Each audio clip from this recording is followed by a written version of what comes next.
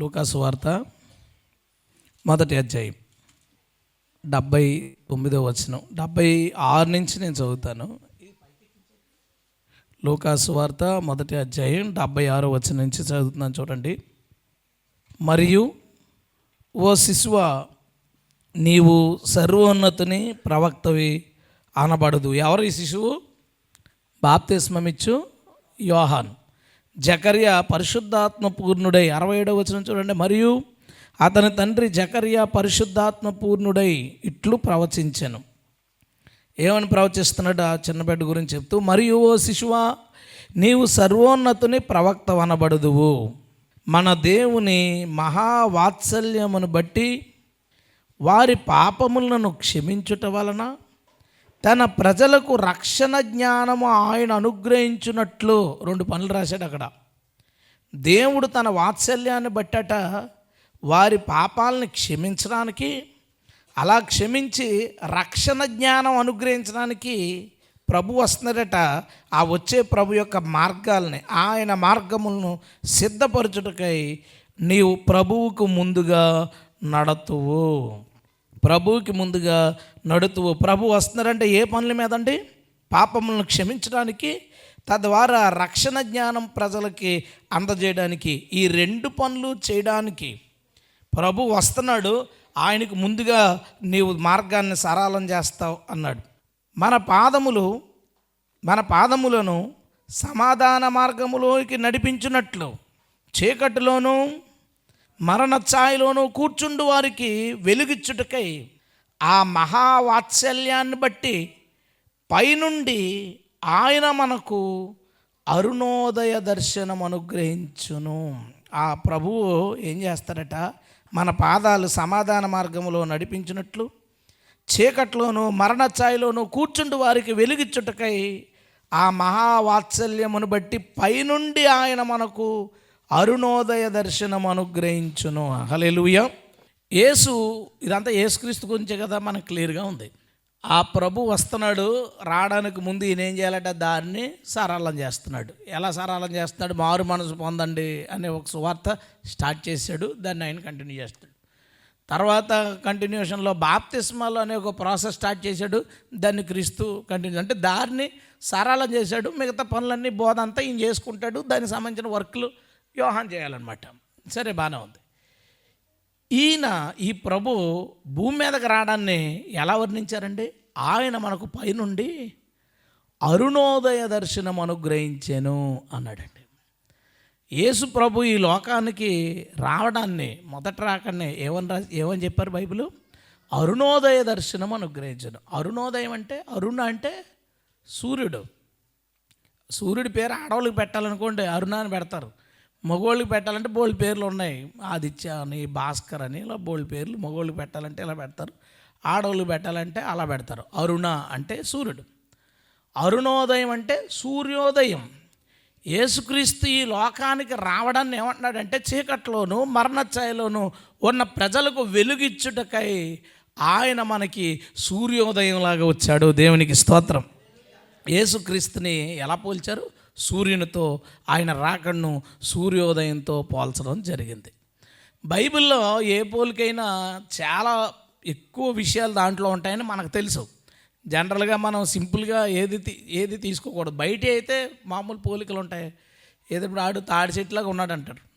అంటే ఎన్ని కలుస్తాయి అందులో? ఎన్ని కలుస్తాయి? ఆడికి ఆకులు ఉన్నాయా? లేవు. తర్వాత నల్లగా ఉంటాడా? కాదు. ఆడికి రీజన్ ఏంటి? తాడి చెట్లు అంటే ఒకటే కలుస్తుంది. ఏంటి? హైట్ అంతే, ఇంకోటి ఏమి ఉండదు. ఇలా పోలుస్తారు కదా, కళ్ళు.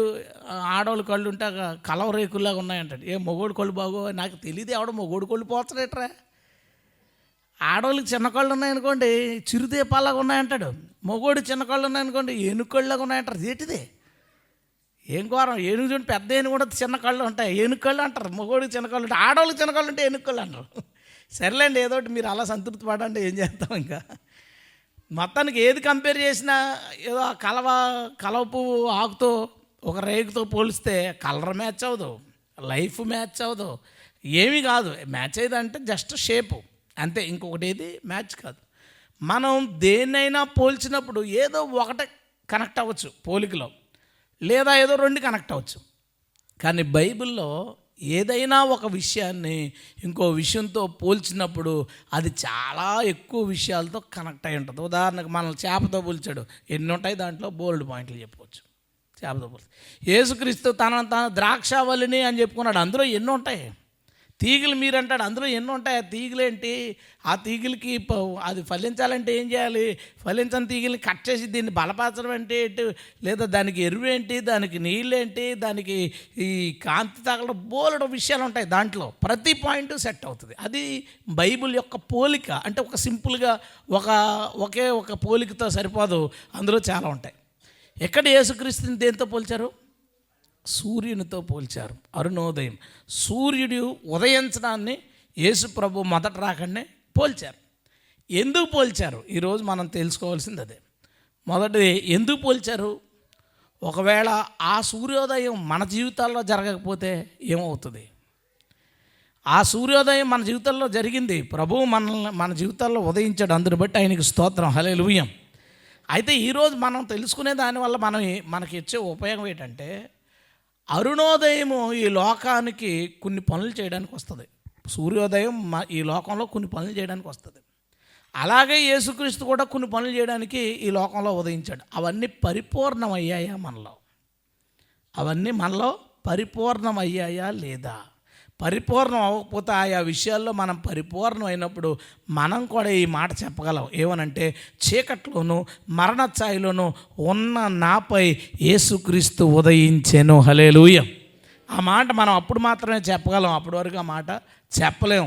వచ్చాడు, పూర్తిగా మన మీద ఉదయించాడా లేదా ఆ పనులన్నీ పూర్తయినాయంటే చెప్పలేం. అందుకు ఈరోజు వాటన్నిటి గురించి తెలుసుకోవడానికి ప్రయత్నం చేద్దాం. అసలు సూర్యుడి యొక్క ఉదయం ఈ లోకానికి ఏం తెస్తుంది, యేసు ప్రభుని ఎందుకు దాంతో పోల్చడం జరిగింది, అది పరిపూర్ణంగా జరగకపోతే మన పరిస్థితి ఏంటి, సంఘాల్లో సూర్యోదయం జరగకపోవడం వల్ల వచ్చే నష్టాలు ఏంటి, ఎలాంటి బోల్డ్ విషయాలు మనం ఈరోజు తెలుసుకోబోతున్నాం. దేవుడు మనతో మాట్లాడునుగాక, ఆమేన్, హల్లెలూయా. చిన్న ప్రార్థన చేసుకుందామా. యేసుక్రీస్తు మొదటి రాకడిని ఏమని పోల్చారంటే, అరుణోదయ దర్శనం. ఉదయం తెల్లవారుగానే సన్లైట్ భూమి మీదకి వచ్చినప్పుడు ఒకసారి వెలుగు వస్తుందో దాన్ని ప్రభు యొక్క మొదటి రాకడతో పోల్చారు. సంధ్యారాగం అంటే ఉదయం, అరుణోదయ దర్శనం, దాంతో పోల్చడం జరిగింది. అయితే సూర్యకాంతి ఈ భూమి మీదకి వచ్చినప్పుడు తెల్లవారుగానే ఏం జరుగుతుంది? భూమి మీదకి సూర్యకాంతి రావడం వలన, తెల్లవారడం వలన, సూర్యకిరణాలు భూమి మీదకి రావడం వలన ఏం జరుగుతుంది? మొట్టమొదటి విషయం ఏంటంటే, మన కళ్ళు చూడలేని దాన్ని, అప్పుడు దాకా చూడలేని దాన్ని అప్పుడు చూడగలం. ఒకసారి ఆలోచించండి. సూర్యుడు లేడు, ఏదో ఊరు వెళ్ళాడు అనుకుందాం, 2 రోజులు సెలవులో ఏదో ఊరు వెళ్ళాడు అనుకుందాం. సూర్యుడు లేకపోతే అంటే మన తెలుగు సమస్య ఇదే. సూర్యుడు అంటే వెళ్ళాడు అనాలి, సన్ అంటే వెళ్ళింది అనొచ్చు. ఇంచక్క మన తెలుగు గ్రామర్ ప్రాబ్లం. డూ వాడితే అటు పక్కన మనిషిలాగా వాడాలి. సరే, ఏదో ఊరు వెళ్ళింది సూర్యగ్రహం. ఇప్పుడు సూర్యుడు లేనప్పుడు చంద్రుడి నుంచి కాంతి వస్తుందా? రాదు. నైట్ ఎలా ఉంటుంది ఒకసారి ఆలోచించండి. ఆ రాత్రి ఎలా ఉంటుందంటే కట్టిక చీకటే, ఏమీ కనపడదు. చూడండి, ఒకసారి మూన్ లైట్ లేనప్పుడు రాత్రులు సడన్గా పవర్ పోయింది. పవర్ పోగానే వెంటనే మనం అందరం ఏమైపోతాం తెలుసా? గుడ్డోళ్ళు అవుతాం. మన ఇంట్లో మన దగ్గర అన్ని వస్తువులు ఉంటాయి, కానీ ఏది మనం చూడలేము. అంటే మన కన్ను వస్తువుల్ని చూస్తుందని అనుకుంటాం, మన కన్ను వస్తువుల్ని చూడలేదు. ఎప్పుడైతే కాంతి దాని మీద పడుతుందో అప్పుడు మాత్రమే చూడగలం. అక్కడ వస్తువు ఉంటుంది, కానీ మనం దాన్ని చూడలేం. అది ఉన్నప్పటికీ మనం దాన్ని చూడలేము. ఎప్పుడైతే వెలుగు వస్తుందో, వెలుగు ప్రతిదీ మనకి కనపడేలాగా చేస్తుంది. అగ్గిపెట్టి ఎత్తుక్కోవడానికి, ఆ కొవ్వొత్తి ఎత్తుక్కోవడానికి అలాగా ఇలా తడుముకొని ఏదో తన్నేసుకుని ఇలా వెతుకుతాం. మన ఇంట్లోనే రోజు మనం చూసేదే, కానీ మనం చూడలేము, కనపడతాం. సూర్యోదయం రాగానే మనం చూడగలుగుతాం. Sun is a vision. సూర్యుడు ఏంటంటే మన కంటికి అన్నిటినీ చూపించడానికి వస్తాడు. సరే, ఇది సూర్యుడు పక్కన పెట్టాడు. ఇప్పుడు ఈ సూర్యోదయాన్ని దేంతో పోల్చారు? యేసుక్రీస్తుతో పోల్చారు. యేసుక్రీస్తు మొదటి రాకడతో పోల్చారు. ఆయన వచ్చిన తర్వాత ఏమైంది? ఆయన వచ్చిన తర్వాత ఏమైందంటే, ఈ లోకంలో మనుషులు చూడలేని ఎన్నో వాటిని చూసేలా చేశాడు ఆయన. దేవునికి స్తోత్రం. ఎలాగా ఇప్పుడు మనం అంటాం, అది మనం నరకానికి పోతారో బాబు, జాగ్రత్తగా ఉండాలి. చూసావా నువ్వు? చూడలేదు. కానీ నీకు ఎలా తెలిసింది? చూసినట్టు చెప్తున్నావేంటి? యేసుక్రీస్తు ఈ లోకానికి వచ్చి మనకి 2 రకాల కళ్ళు ఉంటాయి. ఒకటి శరీర సంబంధమైన కళ్ళు. ఈ కళ్ళు ఏం చేస్తాయంటే, ఈ లోకంలో సూర్యకాంతి వెలుగు ఎక్కడైతే పడుతుందో వాటన్నిటినీ చూడగలుగుతుంది ఈ కన్ను. ఇంకొక నేత్రాలు ఉన్నాయి, దాన్ని మనోనేత్రాలు అంటారు. ఆ మనోనేత్రాలు ఏదైనా తోటలో అపవాది ఆ మనోనేత్రాలు గుడ్డితనాన్ని కలగజేశాడు. అప్పటి నుంచి ఆ మనోనేత్రాలు చూడడం లేదు, ఇక చూసే అవకాశం లేదు. ఎవరినో దేవుడు తన ఆత్మచేత నింపి మనోనేత్రాలు తెరవాలి తప్ప జనరల్గా ప్రజల ఎవరికే మనోనేత్రాలు తెరవబడలేదు. అందరూ మానసికమైన గుడ్డితనాన్ని, మనోనేత్రాల విషయంలో గుడ్డితనాన్ని కలిగి ఉన్నారు.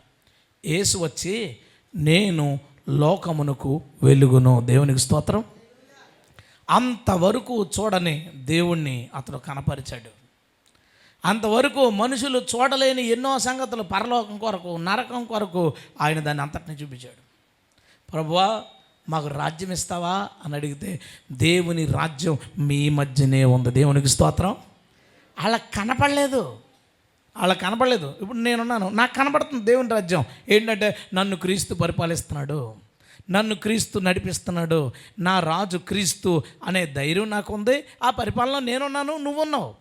ఇక్కడ గవర్నమెంట్ లేదు, ఎలక్షన్ లేదు, సింహాసనం మీద ప్రభు కూర్చోలేదు. కానీ మనం ఏమన్నాం అంటే, మా రాజు యేసు. హల్లెలూయా. కనిపించని దేవుని రాజ్యాన్ని, అదృశ్యమైన రాజ్యాన్ని మనం అనుభవించేలాగా చేశాడు. ఇంకొక ఆశ్చర్యమైన విషయం చెప్పనా? మనం ప్రభువుని నమ్ముకోకముందు టీవీలు చూసాం, సినిమాలు చూసాం, ఫ్రెండ్స్తో తిరిగాం, ఇష్టం వచ్చినట్టు బూతులు మాట్లాడాం, అంతా జరిగిపోయింది. యేసు ప్రభుని నమ్ముకున్న తర్వాత ఇద్దరు ఏదో మాట్లాడుకుంటున్నారు, ఏదో రాంగ్ వర్డ్స్ మాట్లాడుతుంటే మనంట, ఎందుకురా బూతులు మాట్లాడతావు, ఎందుకు అలా? అయ్యో, ఇంతకుముందు నువ్వు కూడా మాట్లాడావు కదా. అది అప్పుడు నీకు బూత్ అని అనిపించలేదు, ఇప్పుడు అనిపించింది. ఇంతకుముందు సినిమా పాటల పుస్తకాలు కొనుక్కుని అవి నేర్చుకుని మేము సరదా పాడుకునేవాళ్ళు. నేను పెద్ద సింగర్, మాకు సినిమా పాటల సింగర్. అయితే ఇప్పుడు ఎవరైనా ఫోన్ చేసినప్పుడు ఆ పాట ఎవరికి కొంత ఇంట్రెస్ట్ ఉంటుంది, పాటలు పెట్టుకునేవాళ్ళు. ఆటోల్లో పాటలు పెట్టుకున్నా, ఎక్కడైనా గుళ్ళు మీద పాటలు వేసినా, లేదంటే మా ఊరిలో క్రైస్తవ పెళ్ళిళ్ళకి సినిమా పాటలు వేస్తారు, చెప్పాను కదా మా ఇంటి దగ్గరలో. అదైతే పాత పాటలన్నీ నేను ఆ కాలంలో నేర్చుకునే పాటలే తెచ్చేస్తాడు. నా మీద అంత కక్ష తెలీదు. ఆ చెవిలో పడుతున్నప్పుడు ఆ పదాలు, ఆ రాసిన డబల్ మీనింగ్, ఎంతో దరిద్రమైన అసభ్యకరమైన రచన పాటలు, ఎంత వరస్ట్ ఆఫ్ ది వరస్ట్ పాటలు ఉంటాయి అందులో కొన్ని. అవి చెవిలో పడినప్పుడు, అరే ఈ పాటలు నేర్చుకున్నానా నేను అప్పుడు? ఈ పాటలు పాడేవాళ్ళమా?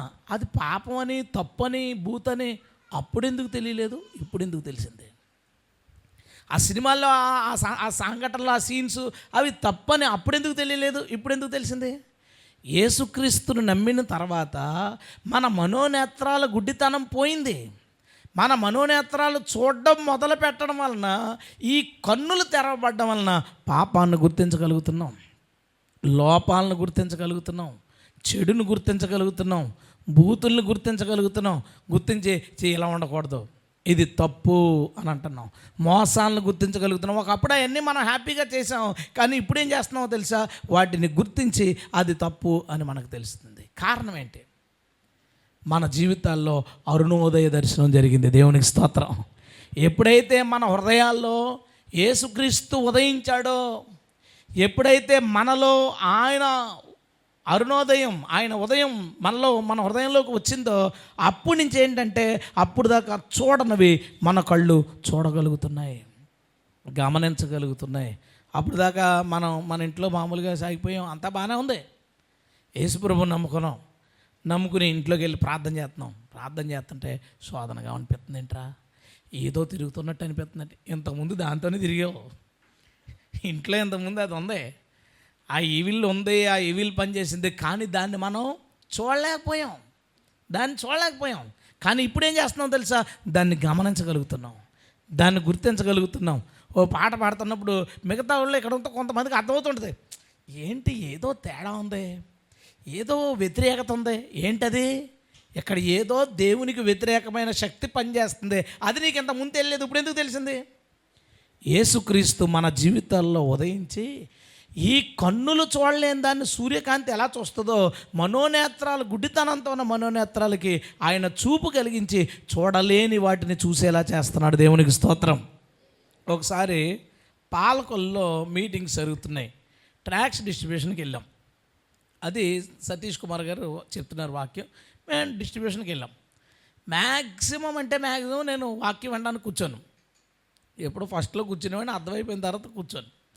ఆ రోజు ఏంటంటే లోపల అందులో నాకు తెలిసిన ఆయన పరిచయం అయితే మన వాళ్ళకి ట్రాక్స్ అప్ చెప్పేసి అతనితో మాట్లాడుతుంటే ఆ వాక్యం చెప్తూ ఆయన ఓ మాట అన్నాడు. ఆ రోజు ఏంటంటే ప్రసంగం అంతా దేవుడు దర్శనాల్లో మాట్లాడతాడా, దేవుడు మాట్లాడడా, ఇది సబ్జెక్ట్ అనమాట. ఆయన చెప్పాలనుకున్నది ఏంటంటే దేవుడు మాట్లాడడం, ఇంక దేవుడు మనిషితో మాట్లాడడం, ఏమన్నా మాట్లాడాలంటే సతీష్ కుమార్ ద్వారా మాట్లాడాలి అంతే, ఇంక మళ్ళీ ఇంకోలా మాట్లాడటం, ఇది ఆయన కాన్సెప్ట్ ఆ రోజు తీసుకుంది. ఆ రోజు మాట్లాడుతూ ఓ పాస్టర్ గారు అంట ఒకరి ఇంట్లోకి వచ్చి ప్రార్థన చేస్తా, కళ్ళు మూసుకుని ప్రార్థన చేస్తే మీ ఇంట్లో చీకటి కనపడుతుంది అన్నాడంట. అంటే వెంటనే ఈయన సెట్ అయ్యారనమాట. ఇలా అన్నాడట ఓ పాస్టర్, కళ్ళు మూసుకుంటే చీకటి కనపడపోతే వెలుగు కనపడదేటి అన్నాడు ఈయన వెటకారంగా. ఓ స్టేడియం అంతా గల్లుమని నమ్మారు. అంటే నీకు తెలిసిన చీకటే వెలుగు ఏంటి? లైట్ గడ్డెత్తే వచ్చే చీకటనే, లైట్ ఎత్తే వచ్చే వెలుగు, నీకు తెలిసింది ఇదే. యేసుప్రభు నేను వెలుగును అంటే యేసుప్రభు టార్చ్ లైటా? వెలుగును ప్రేమించక చీకటినే ప్రేమిస్తున్నారంటే అందరూ లైట్లు కట్టేసుకుని ఇంట్లో పడుకుంటున్నారన్నా దానికి అర్థం, ఇంట్లో కూర్చున్నారన్నా దానికి అర్థం ఏంటి? ఆయన చెప్పిన వెలుగు ఏంటి, ఆయన చెప్పిన చీకటి ఏంటి? అదే వదిలేసాడు, అయిపోయింది. మళ్ళీ ఏం మాట్లాడుతున్నాడు? యోసేపు దర్శనాల గురించి చెప్తూ, యోసేపు దర్శనాలు వచ్చినాయని ఓ గొప్ప చెప్పేసుకుని దర్శనాలు వచ్చినాయని గొప్ప చెప్పుకున్నాడు. ఏమైంది? చివరికి గోతులో పడ్డాడు. దర్శనాలు నాకు ఇది వచ్చింది అది వచ్చిందని ఓ గొప్పగా చెప్పేసుకుంటారు. ఏమైంది? చివరికి గోతులో పడ్డాడు. చివరికి గోతులో పడలేదు, మధ్యలో గోతులో పడ్డాడు. చివరికి ఐగుప్తు రాజు అయ్యాడు. దేవునికి స్తోత్రం. ప్రధాన అయ్యాడు ఐగుప్తుకి. అంటే ఆ దర్శనాలు నెరవేర్పు జరిగిందని బైబిల్లో చెప్తే మనవాడు ఎక్కడదాకా చెప్తున్నాడు. ఎందుకు అర్థం అవ్వలేదు? ఇది నా ప్రశ్న. ఈ చీకట్లు 2 చీకట్లు ఉంటాయని, 2 వెలుగులు ఉంటాయని ఎందుకు అర్థం అవ్వలేదు? సింపుల్గా సింగిల్ లైన్లో చెప్పండి. అరుణోదయ దర్శనం జరగలేదు. దేవునికి స్తోత్రం. అరుణోదయ దర్శనం జరిగితే మనోనేత్రాలు తెరవబడి ఏది నిజం ఏది అబద్ధం తెలుస్తుంది, ఏది ఏంటో తెలుస్తుంది. ఇప్పుడు ఒకసారి చర్చిలో వాకింగ్ చెప్పడానికి వెళ్ళాను. వర్షిప్ జరుగుతుంది నాకు అర్థమవుతుంది ఇద్దరిలో ఈవిల్ స్పిరిట్ ఉందని. ప్రేయర్ చేసాము, చివరి ప్రార్థనలో దేవుడి దయ వల్ల వాళ్ళిద్దరు కూడా రిలీజ్ అయ్యారు. అది ఎలా తెలిసింది మనకి? అంటే మనిషి చూడలేని దాన్ని చూడగలిగేలాగా, అంటే అరుణోదయ దర్శనం వల్ల జరిగింది. ఇంకోసారి మీటింగ్కి వెళ్తే నేను పక్కన ఇంకో పాస్టర్ గారు పెద్ద ఆయన ప్రార్థన చేస్తా. నేను అన్నాను, సరే ఇక్కడ ఎవరిలో ఏదో ఇబ్బంది ఉందంటే ఆయన ఏమన్నాడు తెలుసా? ఇలా చూపించి అతనిలో ఈవిల్ ఉందన్నాడు. నేను ఇక్కడ ఎవరిలోనే ఇద్దరిలో ఉంది అని తెలుసుకున్నాను, ఆయన ఎవరిలో ఉందో తెలుసుకున్నాడు. అంటే నాకు అప్పుడే తెల్లారుతుంది, ఆయనకి తెల్లారిపోయింది. దేవుని స్తోత్రం. అరుణోదయ దర్శనం యొక్క సంపూర్ణత తెల్లవారిపోయింది. ఇప్పుడు అప్పుడే తెల్లారుతుంది, 5:30 కనపడతాయి కానీ అది మసగ్గా కనపడతాయి. 6:30 7 కనపడతాయి, స్పష్టంగా కనపడతాయి. దేవునికి స్తోత్రం. అంటే అరుణోదయ దర్శనంలో ఒక సంపూర్ణత ఉంది. అంటే ప్రతి దాన్ని గమనించుకోగలగాలి. ఇప్పుడు ప్రజెంట్ జనరేషన్ ఏంటో తెలుసా? తాగొద్దని ఎవరు చెప్పారంటాడు, సినిమాలు చూడొద్దని ఎవరు చెప్పారంటాడు. ఎవరే నీకు ఎందుకు తెలియలేదో తెలుసా? నీకు దర్శనం జరగలేదు, నీ జీవితంలో సూర్యుడు ఉదయించలేదు. అందుకే చెడ్డ క్రియలకి మంచి క్రియలకి తేడా తెలియట్లేదు. ఆ పాస్టర్ వాళ్ళు క్రికెట్ టోర్నమెంట్లో ఒకటి పెడతాడు, ఒకడేమో పిక్నిక్ అంటాడు, ఒకడేమో ఆటలాడేస్తాడు, ఒకడేమో టూర్లు వేస్తారు. వీళ్ళందరూ ఇలా తిరగడం, సరదాగా ఎంజాయ్ చేయడం. ఈ లోపేమో వంటల ప్రోగ్రాం ఒకరోజు పెడతాడు, ఇంకో ప్రోగ్రాం ఇంకో రోజు పెడతాడు. ఇవన్నీ ఎందుకు జరుగుతున్నాయి? నేను ఒక మాట చెప్పనా? నీ హృదయంలో క్రీస్తు సంపూర్ణంగా ఉదయిస్తే నీవు ఈ లోకంలో క్రైస్తవ్యంలో ఎక్కడైనా సరే ఏం జరుగుతుంది, చీకటి క్రియ కాదు, అది మంచిదా చెడ్డదా ఆటోమేటిక్గా మనకు తెలిసిపోతుంది. దేవునికి స్తోత్రం. నేను మీకు ఇంకో విషయం చెప్పనా? యేసు ప్రభుని నమ్ముకున్న కొత్తలో ఇంకా వాక్యం రాలేదు. ఏంటి నువ్వు సిగరెట్ కాల్చకూడదను, మందు దాక్కూడదను, ఒకరిని కొట్టకూడదను, లేదా ఒకరి మీద కక్ష పెట్టుకోకూడదను. ఇంకా రాలేదు చర్చిలో వాక్యం, కానీ నీ మనసు కనిపిద్ది, ఇది ఇక్కడ ఉండబుద్ధి ఎత్తలేదు నాకు, ఇక్కడికి వెళ్ళాలనిపించట్లేదు నాకు, ఈ డ్రెస్సులు వేసుకోవాలనిపించట్లేదు నాకు, ఇది నాకు పెట్టుకోవాలనిపించట్లేదు. ఎందుకు అనిపించింది అలా? నీకు ఇంకా వాక్యం రాలేదు కదా, నీకు వాక్యం రాలేదు. కానీ ఏమైందో తెలుసా? సూర్యుడు ఉదయించాడు. దేవునికి స్తోత్రం.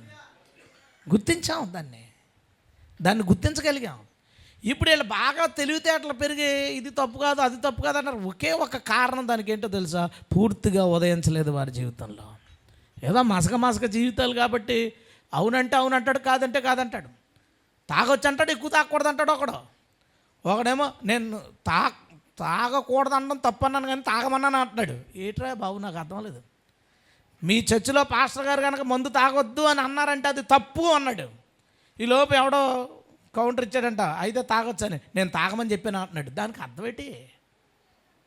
తాగకూడదు అనడం తప్పు అంటే తాగబండం ఒప్పనే కదా దానికి అర్థం.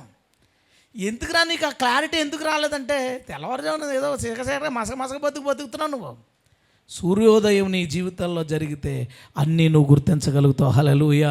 అప్పుడు దాకా నువ్వు ఏం చెప్పు? గుడ్డోడికి ఏం చెప్తావు? గుడ్డోడికి ఒక ఆకారం ఎలా ఉందో చెప్పచ్చు, చేతులతో తడిమి, ఎందుకంటే చేతులు పనిచేస్తున్నాయి కాబట్టి. ఒక రంగు ఎలా ఉంటుందో చెప్పు. గుడ్డోడికి తెల్ల రంగు ఎలా ఉంటుందో ఎలా చెప్తావు చెప్పు. ఒక ఐడియా ఇవ్వండి. ఐడియా లేదు. పోనీ రెడ్ కలర్ ఎలా ఉంటుందో చెప్పండి. రక్తంలాగా ఉంటుందంటే రక్తమే రంగులో ఉంటుందని అడుగుతాడు గుడ్డోడు కదా. ఎరుపు రంగు ఎలా ఉంటుందో ఎలా చెప్తారు? గుడ్డివాడికి తన కన్నులతో చూసి తెలుసుకోవాల్సింది ఏదైతే ఉందో అది ఎప్పటికీ అర్థమవుతాం. అది వాళ్ళు తెలుసుకోలేరు. ఆడు చూడలేదు అనే విషయం ఆడు తెలుసుకోకపోతే ఎలాగా? ఇప్పుడున్న పరిస్థితి అదే. నేను మన వాళ్ళతో చెప్తున్న మాట ఏంటంటే, నీ హృదయంలో క్రీస్తు సంపూర్ణంగా ఉదయించాలని ప్రార్థించు. దేవుని స్తోత్రం. హల్లెలూయా. ప్రభా, పూర్తిగా నేను అన్నీ చూడగలగాలి, అన్నీ గమనించగలగాలి. ఒక ఈవిల్ స్పిరిట్ క్రియలు నేను గమనించగలగాలి. మా ఇంట్లో ఎవరైనా ఒక దారుణంగా బిహేవ్ చేస్తుందా, వాళ్ళలో ఈవిల్ స్పిరిట్ పనిచేస్తుందా లేదా ఆ పర్సన్ ఎలా బిహేవ్ చేస్తున్నారు, నేను దాన్ని గుర్తించగలగాలి. అండ్ రేపు జరగబోయేది ఏమంటే మన కళ్ళు ఒక సెకండ్ తర్వాత జరగబోయేదని చూడగలదా? మన కళ్ళు ఎప్పుడు ప్రెజెంటే, ఓన్లీ ప్రెజెంట్. పాస్ట్ చూడలేదు, ఫ్యూచర్ చూడలేదు, ఓన్లీ ప్రెజెంట్. కానీ మనోనేత్రాలు పాస్ట్ చూడగలవు, ఫ్యూచర్ చూడగలవు. మన గతం చూడగలదు, ఏం జరిగిందో, ఏం జరగబోతుందో చూడగలదు. అదే దేవుడు తెరిచే మనోనేత్రాలు. వాటికి వెలుగు ఎప్పుడు వస్తుందో తెలుసా? అవి ఎప్పుడు చూడగలుగుతాయో తెలుసా? ఒకరి హృదయంలో అరుణోదయ దర్శనం జరిగినప్పుడు. దేవునికి స్తోత్రం. సూర్యుడి లోకానికి ఎందుకు వస్తాడంటే, మన చుట్టూనే ఉన్న మన కళ్ళు చూడలేని వస్తువుల్ని చూసేలా చేయడానికి, అవి మనకి కనబడేలా చేయడానికి సూర్యుడు ఈ లోకానికి వస్తాడు. మన ఆధ్యాత్మిక నేత్రాలతో ఈ లోకంలో ఏం జరుగుతుంది, నీ చుట్టూ ఏం జరుగుతుంది, చీకటి శక్తుల ప్రభావం ఏంటి, చచ్చిపోతే ఏమవుతావు, నువ్వు ఇప్పుడు ఉన్న పరిస్థితి ఏంటి, నీ ముందు ఏం జరిగింది, ఇప్పుడు రేపేం జరగబోతుంది, వీటన్నిటిని నీకు కనపరచడానికి దేవుడి లోకానికి అరుణోదయ దర్శనంలాగా విచ్చేశాడు. దేవునికి స్తోత్రం. నెంబర్ 2, రెండోది, దేవుడి లోకానికి ఎందుకు వచ్చాడు? సూర్యునితో ఎందుకు పోల్చాడు? అరుణోదయ దర్శనం అయితే అసలు సూర్యుడు ఈ లోకానికి రావడం గురించి ఒక మాట చెప్తాను. ఈ భూమి మీద జీవం పుట్టడానికి సూర్యుడు కారణం కాదు, దేవుడే కారణం.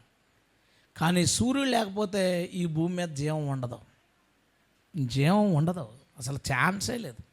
ఇప్పుడు జీవం ఉండడానికి కారణం ఏంటో తెలుసా? సూర్యుడే. ఒకసారి ఆలోచించు. ఒక 20 రోజులు సూర్యుడు లేడు అనుకుందాం.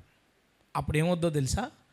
భూమి మీద మొత్తం టెంపరేచర్లు అన్నీ పడిపోతాయి, మరుసటి రోజుకే పడిపోతాయి. లేడు కదా సూర్యుడు, టెంపరేచర్ మొత్తం పడిపోయింది. ఇప్పుడు వేడిచ్చేది ఏది? సూర్యుడే కదా, వేడి లేదు ఇక. అలా చల్లగా అయిపోయింది. రెండో రోజుకి మంచిలు తాగుదామని బిందులో గ్లాస్ పెట్టావు కానీ మంచిలు రావట్లేదు, ఎందుకంటే గడ్డగట్టేసినాయి.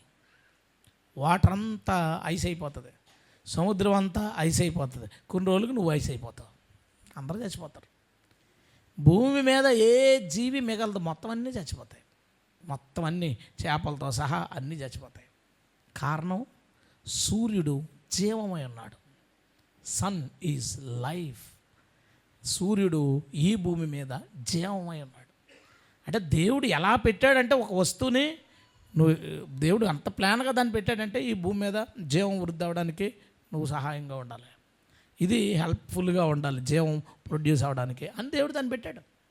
సూర్యుడు జీవం, ఈ భూమి మీద ఉన్న ప్రతి జీవికి జీవం అయి ఉంది.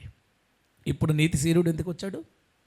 నీతి సూర్యుడు ఎందుకు వచ్చాడంటే దేవుడు మనిషికి ప్రాణం పోసి జీవం ఇచ్చి ఈ భూమి మీద వదిలాడు.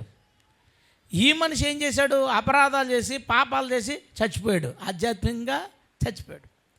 ఈ చచ్చిపోయినాడు శారీరకంగా కూడా చచ్చిపోయి ఎక్కడికి పోతాడు? నిత్య నరకానికి పోతాడు. దాన్ని ఏమంటున్నాం? రెండో మరణం అంటున్నాం.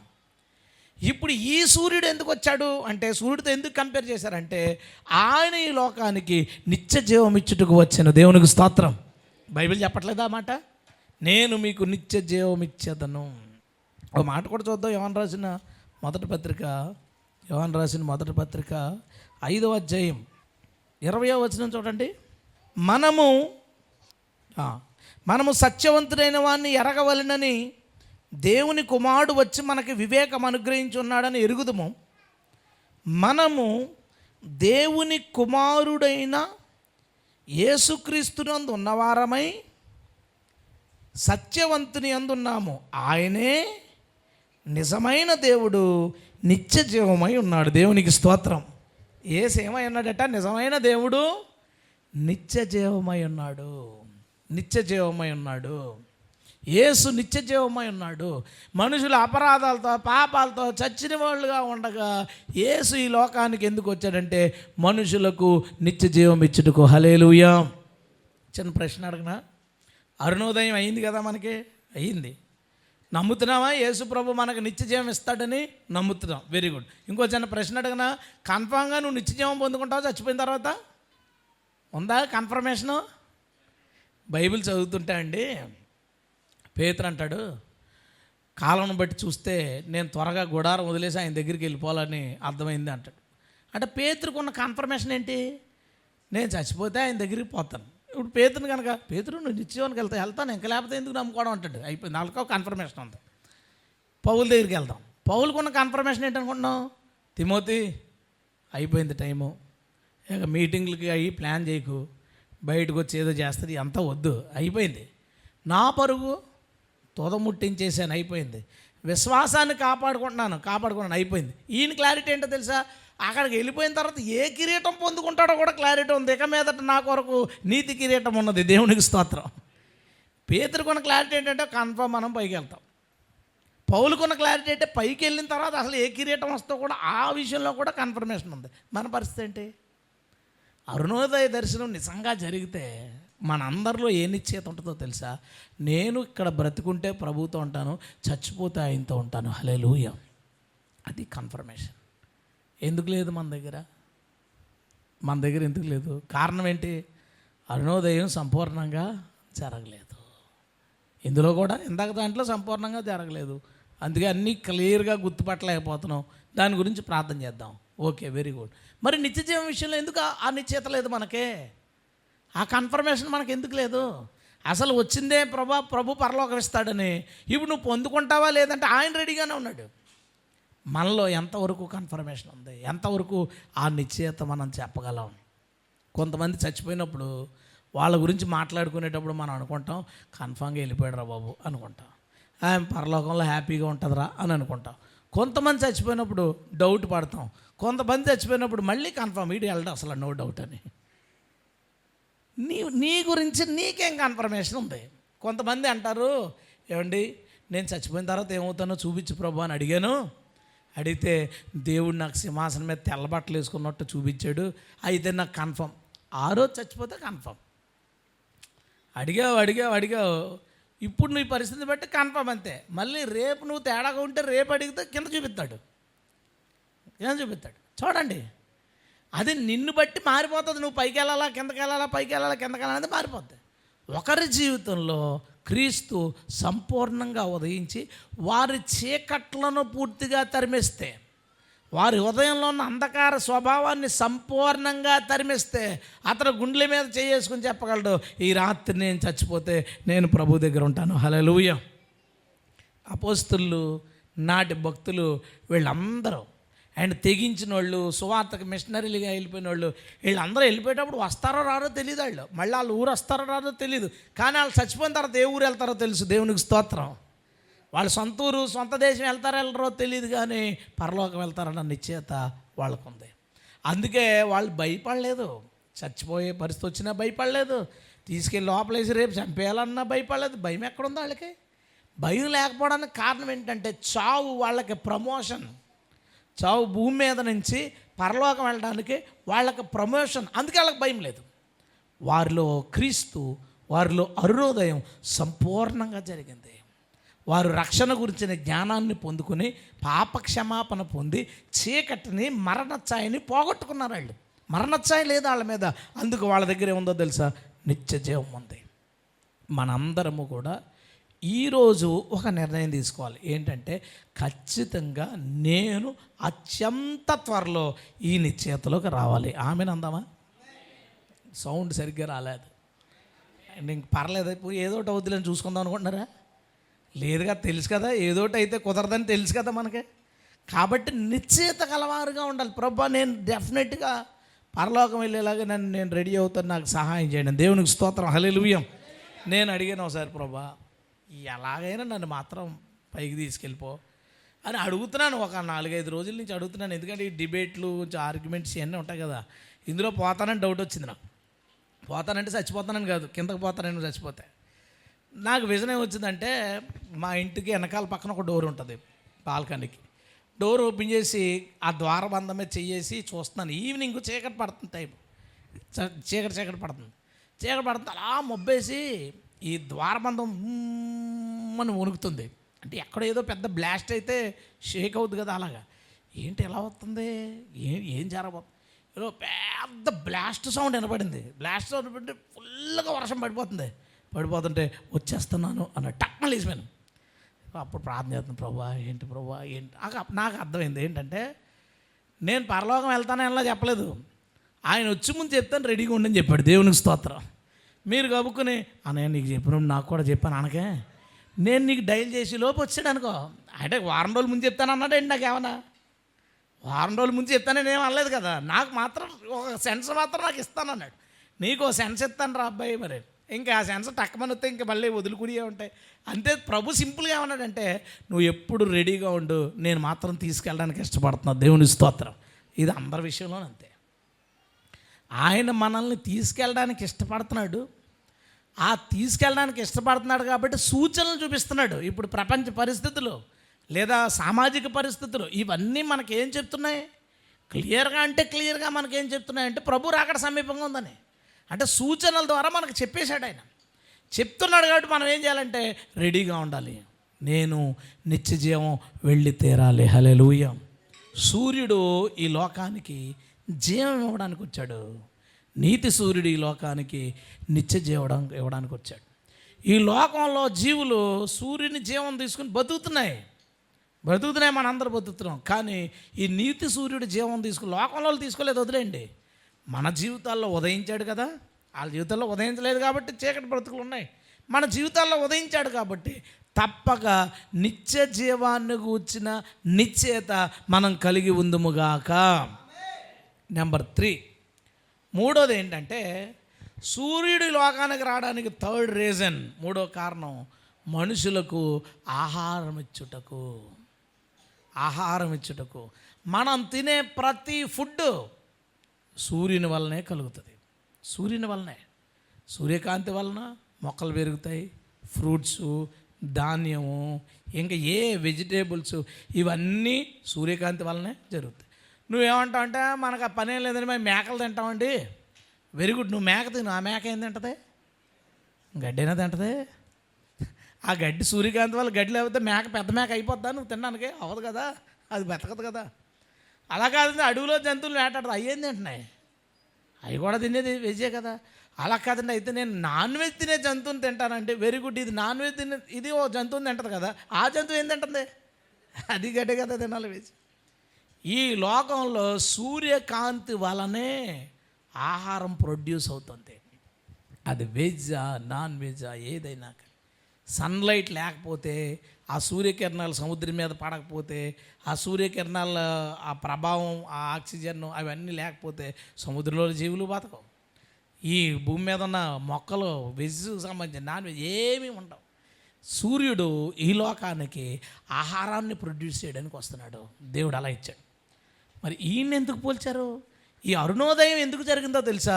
ప్రభు ఇలా అన్నాడు, పైనుంచి దిగి వచ్చిన జీవాహారము నేనే. హల్లెలూయా. యేసు ప్రభు ఎవరండి? జీవాహారం. జీవాహారం. ఈ సూర్యుని పాక్షికమైన లేదా ఈ లోక సంబంధమైన సూర్యుని కాంతి వలన పుట్టిన ఆహారం తిన్నప్పుడు మనం ఎలా బతుకుతామో, ఈ అరుణోదయ దర్శనం కలిగిందే పైనుంచి జీవాహారం దిగి వచ్చిన ఈ ఆహారం ఉన్నాడే, ఈ ఆహారమైన వాడిని మనం భుజిస్తున్నప్పుడు ఆధ్యాత్మికంగా బ్రతుకుతాం మనం. దేవునికి స్తోత్రం. కాబట్టి మన పని ఏంటో తెలుసా? యేసుక్రీస్తు అనే వాక్యమును భుజించుట. మొన్న ఎవరు అడిగారు, ఏమండి భక్తులు నిలబడాలంటే, పరిశుద్ధంగా నిలబడాలంటే, లేదా అన్నీ తెలుసుకోవాలంటే ఏం చేయాలండి? ప్రార్థన చేయాలా, బైబిల్ చదవాలా, పరిశుద్ధాత్మ పొందుకోవాలా, సావాసం కావాలా, ఇవన్నీ అడుగుతున్నారు. నేను ఇంకా లిస్ట్ చెప్తున్నా ఒకటే మాట చెప్తాను, వాక్యం చదవండి, వాక్యం వినండి. వాక్యంతో పాటు మిగతావన్నీ కూడా కావాలి. మీకు వచ్చి సింపుల్ ఎగ్జాంపుల్ చెప్తాను. మనం ఎవరన్నా కనబడినప్పుడు అన్నం తిన్నావా అని అడుగుతాం. ఏమంటాడు? తిన్నానంటాడు. అయిపోయింది. కూర వేసుకోలేదా? వేసుకున్నారా? సారు వేసుకున్నారా? ఓకే. పెరుగు వేసుకున్నారా? ఆడేమడిగాడు? అన్నం తిన్నావా? నువ్వేం చెప్పావు? అన్నం తిన్నాను. మిగతా ఏం లేకుండా తినేస్తాం అన్నం. పోనీ నిజంగా ఉత్తన్నమే తినేసావు, ఎన్ని రోజులు బతుకుతావు దాంతో? లేదు, సీన్ లేదు, అవి తేడా వచ్చేది. బాడీ 10 రోజులకి మొత్తం మారిపోతుంది. ఇవన్నీ ఉండాలి. కానీ మెయిన్ ఏంటి అక్కడ? అన్నం. మెయిన్ అన్నం. ఏం తింటారని అంటే రోటీ తింటానంటాడు. రోటీ తింటాడా? కూర తింటాడు కదా. వాక్యాహారం ఇది ఒక్కటే కాదు. ఆహారం తినాలి, దాంతోపాటు పరిశుద్ధాత్మ కావాలి మనకి, ప్రార్థన కావాలి మనకి, సావాసం కావాలి మనకి, ఆరాధన కావాలి మనకి, ఇవన్నీ కావాలి. కానీ వీటన్నిటిలో ప్రధానమైనది దేవుని వాక్యం. దేవునికి స్తోత్రం. ప్రధానమైనది దేవుని వాక్యం. దానితో పాటు ఇవన్నీ లేకపోతే మళ్ళా కుదరదు. అందరూ ఏం చేశారంటే ఉత్తానం తినేస్తున్నారు. ప్రొఫెసర్లు ఉత్తానం తింటనే, వాళ్ళకి ఇంకా ఆత్మ సంగతి లేదు, ప్రార్థన లేదు, దేవుడితో అనుభవపూర్వకమైన వీళ్ళు ఏమీ లేవు, ఇక అంత ఉత్తానం తినేస్తారు వాళ్ళు. అందుకే కొన్ని ప్రాబ్లమ్స్ ఉన్నాయి వాళ్ళకి. మనమైతే వీటన్నిటితో పాటు వాక్యాన్ని ప్రధానమైన ఆసక్తితో స్వీకరించుదుముగాక. రైట్, బాగానే ఉందండి. మీరు ఈరోజు మధ్యాహ్నం తిన్నారు, వెరీ గుడ్. నైట్ తింటారు, రేపు తింటారా? భోజనం తింటారు. ఎల్లుండి తింటారా? తింటారు. వాక్యం ఈరోజు తిన్నారు, రేపు తింటారా? తినాలి. మనకిప్పుడు అసలు వాక్యం ఎంత తక్కువ రేట్ అండి. 200 రూపాయలు పెట్టి బైబిల్ కొనుక్కుంటే జీవితాంతం తినొచ్చు ఫుడ్. దాంట్లో దేవుని స్తోత్రం. జీవితాంతం తినొచ్చు కదండి. చదవడం తినడం. నువ్వు ఫోన్లు మాట్లాడుకోవడానికి వేసుకున్నావు నెట్ బ్యాలెన్స్, దాంతో యూట్యూబ్లో మంచి స్పీకర్లు వాక్యం పెట్టుకుని వినొచ్చు. అతను డబ్బులు వేసినా వేయకపోయినా చెప్తాడు యూట్యూబ్లో, వినొచ్చు. మనం వాక్యాహారం తినడానికి అనేక సోర్సెస్ ఉన్నాయి, మనకి అవకాశాలు ఉన్నాయి. గూగుల్ మీట్స్లో వాక్యం తినొచ్చు. మన చర్చిలో అయితే రోజు మధ్యాహ్నం వండి పెడతారు, రాత్రి వండి పెడతారు. రాత్రి వంట మగవాళ్ళు వంటకం, మధ్యాహ్నం వంటకం ఆడవాళ్ళు వంటకం. మీకు ఏది కావాలితే తినొచ్చు, అవకాశం ఉంది. బైబిల్ ఉంది. తర్వాత ఆన్లైన్లో మన మెసేజ్లు వినడానికి ఛాన్స్ ఉంది. అండ్ మన వాక్యాలు పాతవి కూడా మనకు యూట్యూబ్లో పెడుతున్నారు, వాటిని మళ్ళీ రిపీట్గా వినడానికి అవకాశం ఉంది, రిపీటెడ్గా వినడానికి. అయితే దేవుడు మనతో ఈరోజు ఏం మాట్లాడుతున్నాడో తెలుసా? కడుపు నిండా తినండి. దేవునికి స్తోత్రం. కొద్ది రోజుల నుంచి, ఒక 6 నెలలు 8 నెలల నుంచి మన చర్చిలో ఒక మార్పు గమనించాను. మార్పు ఏంటంటే, అప్పుడు కరెక్ట్గా గంట చెప్పేవాడిని. గంట పోవైనా మన వాళ్ళు బాగానే కూర్చుంటున్నారు, గంట నైరైపోయినా బాగానే కూర్చుంటున్నారు. ఎప్పుడైనా ఒక్కోసారి 2 గంటలు, పాదొక్క 2 గంటలు ఆదివారం మెసేజ్ అయిపోతున్నా సరే మామూలుగా కూర్చుని ఇష్టంగా, అంటే మీరు యాక్ట్ చేస్తారో లేదు తెలియదు, నాకు అనిపించింది చెప్తాను, ఇష్టంగా వింటున్నట్టే అనిపించింది. ఎవరు లేచిపోవడం కానీ, టైం అయింది కానీ అంటే ఏదో విధంగా ఎందుకో దేవుని వాక్యం అనే ఆహారాన్ని తినడం మీద మనకు ఆసక్తి పెరిగింది. దేవునికి స్తోత్రం. ఇది చాలా శుభ పరిణామం. ఈ శుభ పరిణామాన్ని మీరు పాడు చేసుకోకండి. నేను నా సాధ్యమైనంత సహాయశక్తుల ప్రభు పాదాలు పట్టుకుని, ప్రభా నువ్వు ఏదోటి చెప్పు ప్రతి వారు నా పాదాలు నేను పడతాను. నేను ఆయన చెప్పింది వింటుంటే నేను చాలా ఎంజాయ్ చేస్తాను. అండ్ నేను చాలా హ్యాపీగా మీకు చెప్పడానికి ప్రయత్నించి, కాళ్ళు నొప్పి వస్తాయి, గొంతు నొప్పి, అరాలి, 45 minutes ఆ సెక్షన్లో ఏముండవు. నాకు అది చాలా ఇంట్రెస్ట్ చెప్పడం. సో దేవుని వాక్యము అంటే సూర్యుడు ఈ లోకానికి ఆహారం ఇవ్వడానికి వచ్చాడు. యేసుప్రభు ఈ లోకానికి వచ్చిన కారణాల్లో ఒక ప్రధానమైన అంశం ఏంటో తెలుసా? జీవాహారాన్ని మనకి పంచిపెట్టుట. హల్లెలూయా. ఆ జీవాహారాన్ని సమృద్ధిగా తినండి. ఎక్కడైనా వాక్యం చెప్పాల్సిన అవకాశం వచ్చిందంటే వాళ్ళు ఒక టైం లిమిట్ పెడితే ఆ టైం లిమిట్లోనే సమృద్ధి అయిన ఆహారం పెట్టండి, గట్టి గట్టి పెట్టండి, తర్వాత నవ్వులుకుంటారు నెమ్మదిగా. ఎక్కువ టైం ఉందంటే కొంచెం స్మూత్గా ఇవ్వండి, సరిపోద్ది. తక్కువ టైం ఉందంటే మంచి స్ట్రాంగ్ పాయింట్లు వాళ్ళకి వదిలేయండి, తర్వాత నెమ్మదిగా వాళ్ళే నెమ్మరు వేసుకుంటారు. కానీ ఒక మాట, వాక్యం పంచాల్సి వచ్చినప్పుడు సమృద్ధిగా పంచు. వాక్యం తినాల్సిన అవకాశాన్ని పుచ్చుకో. దొరికినప్పుడల్లా సమృద్ధిగా తినే దేవునికి స్తోత్రం. సమృద్ధిగా తినేయండి, ఇంక మళ్ళా ఏం ఆలోచించద్దు.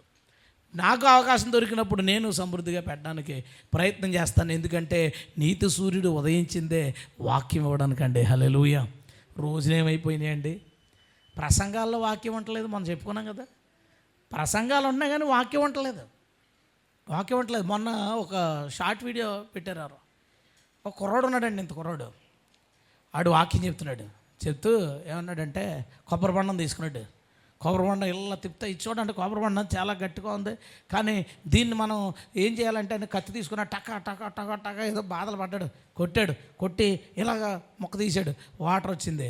వాటర్ చూస్తా మనం కష్టపడ్డామంటే కష్టంలోంచి మనకు మంచి ఫలితం దొరుకుతుంది అంటే ఎవరు స్టీఫెన్ పాల్ వారసుడు అనమాట. ఆ స్టైలు, ఆడు మాట తిరుగుడు, ఆడు వేటకారం చేస్తున్నాడో తెలియలేదు నాకు, ఆడు వాక్యం చేస్తున్నాడో తెలియదు. అంటే ఒక్క కష్టపడితే ఫలితం వస్తుందనే ఓ మాట చెప్పడానికి ఓ కొబ్బరికాయ దాన్ని కొట్టి దానికి మళ్ళీ అరేంజ్మెంట్లు, షూటింగ్లు, ఆడెక్కడి నుంచో కొబ్బరికాయ తెప్పించి వీడు నరికి షార్ట్ కుదరలేదంటే మళ్ళీ ఇంకో కొబ్బరికాయ నరికి సరిగ్గా పగలేదంటే ఎందుకురా ఈ బాధలన్నీ? అంటే జనాలు దేవుని వాక్యాహారాన్ని అందించకుండా, అంటే క్రీస్తు వారిలో నిజంగా ఉదయిస్తే వాక్యాహారాన్ని కుమ్మరిస్తారు. దేవునికి స్తోత్రం. అలా ఉండేవాళ్ళటండి భక్తులు. మా దౌర్భాగ్యం, నేను విశ్వాస అయ్యేసరికే పెద్ద స్పీకర్లు అందరూ ముసలాళ్ళు అయిపోయారు.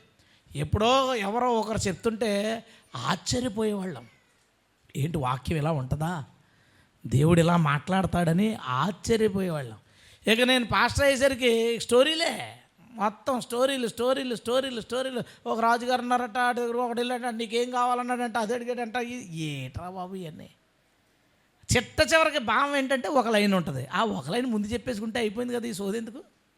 చిన్నపిల్ల ఎవరన్నా సండే స్కూల్ పిల్లలండి, చర్చిలో ఉన్నవాళ్ళు ఆ మాట చెప్పడానికి అంత సాగ తీసుకుని కథ ఒకటి చెప్పి దాంట్లో 2 జోకులు కలిపి చెప్పాల్సిన అవసరం ఏముంది?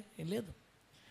దేవుడు మన హృదయాల్లో ఉదయిస్తే వాక్యం మీద ఆసక్తి ఉంటుంది, ఆశ ఉంటుంది.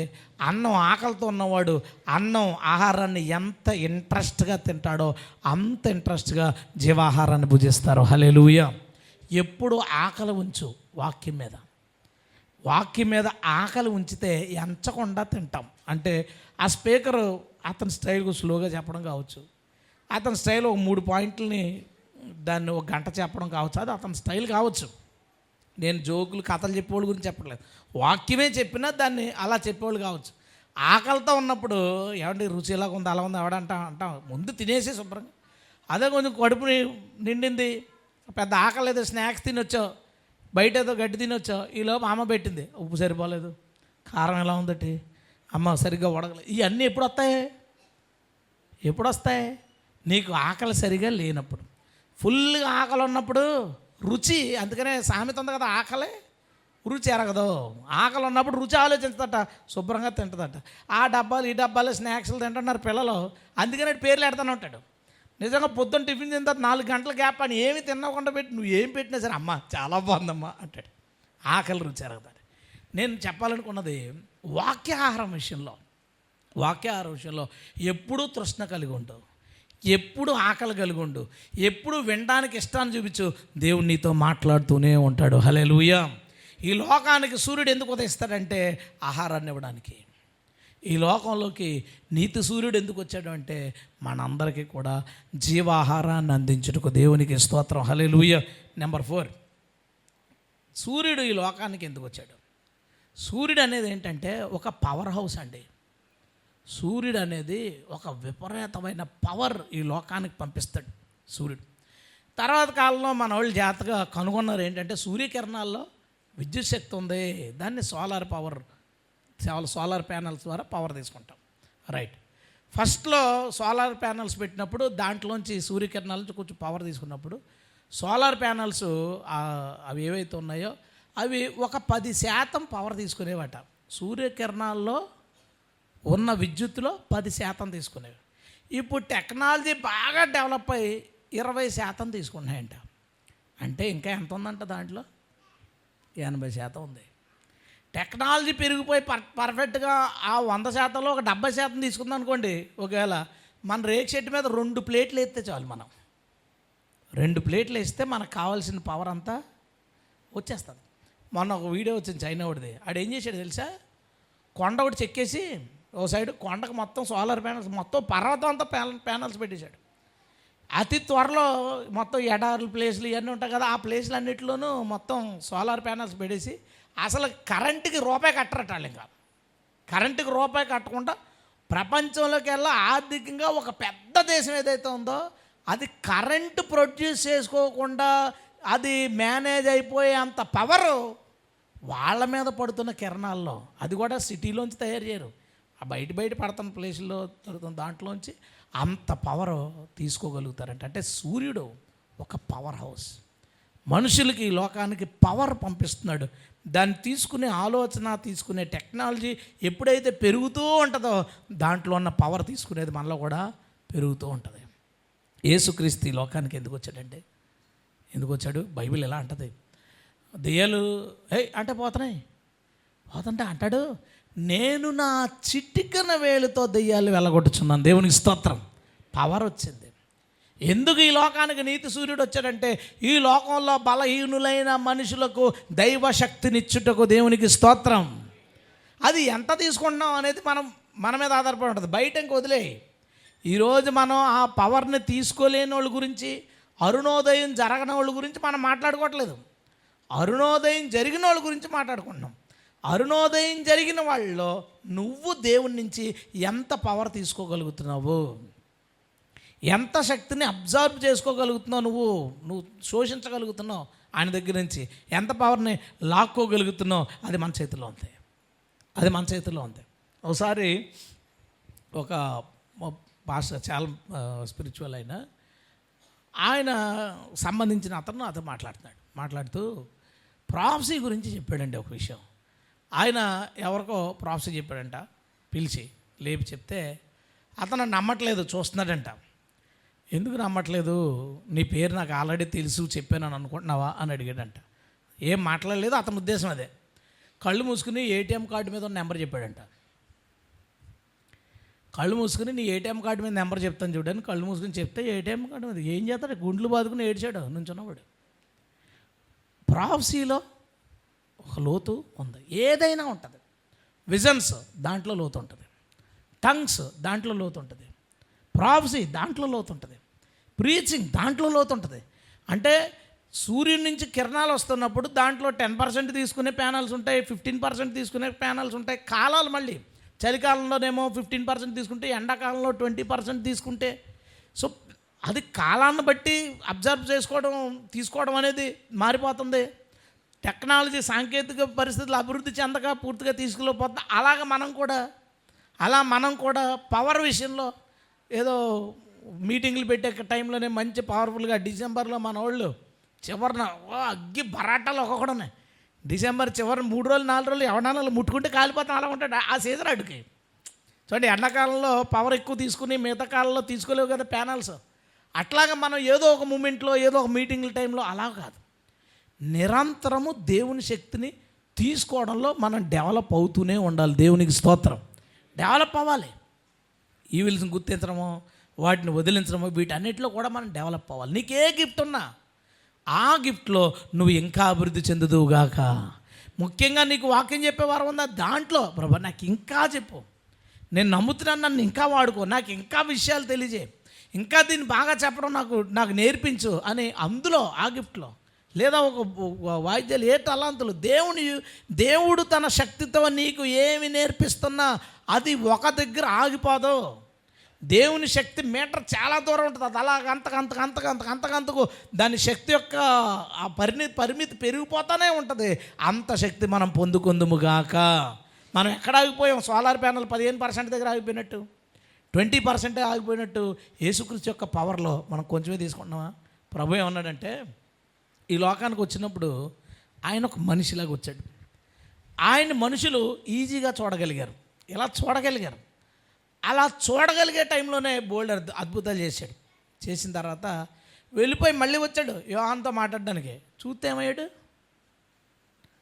యోహాను యేసుక్రీస్తుని చూడగానే ఆయన ముఖము కోటి సూర్యుల కాంతిలాగా వెలిగిపోతుంటే చూసి చచ్చిన వాని వలే పడిపోయాడు. అందుకని ఏమన్నాడంటే, భూమి మీద ఉన్నప్పుడు నేను చేస్తున్నాను కదా, అలాంటివి మీరు చేస్తారని అనుకోకండి. నా యందు విశ్వాసం ఉంచు, ఎంతకంటే గొప్పవి చేస్తారు. ఎందుకంటే ఇప్పుడు నేను చాలా సింపుల్గా వచ్చాను ఇక్కడికి, కానీ నా దగ్గర పవర్ ఇంకా ఎక్కువ ఉంది. దేవునికి స్తోత్రం.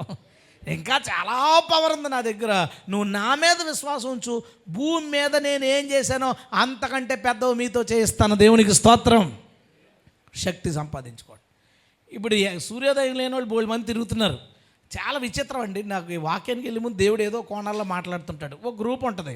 ఆ గ్రూప్లో ఏంటంటే పాస్టర్లు ఎవరన్నా తప్పులు బోధించినా ఏం బోధించినా అందులో మన వాళ్ళు షేర్ చేస్తుంటారు అనమాట. అందరూ నన్ను పడేశారు.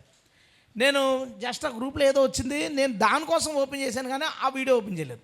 స్క్రోల్ చేస్తుంటే ఎందుకో ఒక్క వీడియో మీద నాకు దృష్టి వెళ్ళింది. ఆ వీడియో ఓపెన్ చేశాను, షార్ట్ వీడియో ఓపెన్ చేస్తే అది ఒక చర్చ్ ఆఫ్ క్రైస్ట్ పాస్టర్. జనరల్గా చర్చ్ ఆఫ్ క్రైస్ట్ వాళ్ళు ఏంటంటే కొద్దిగా నువ్వు తిని కనుక వచ్చావంటే నిద్రపోతావు, అలా సింపుల్గా ఉంటుంది, అలా స్లోగా ఉంటుంది. మనవాడు మాత్రం రేజ్ అయిపోతున్నాడు.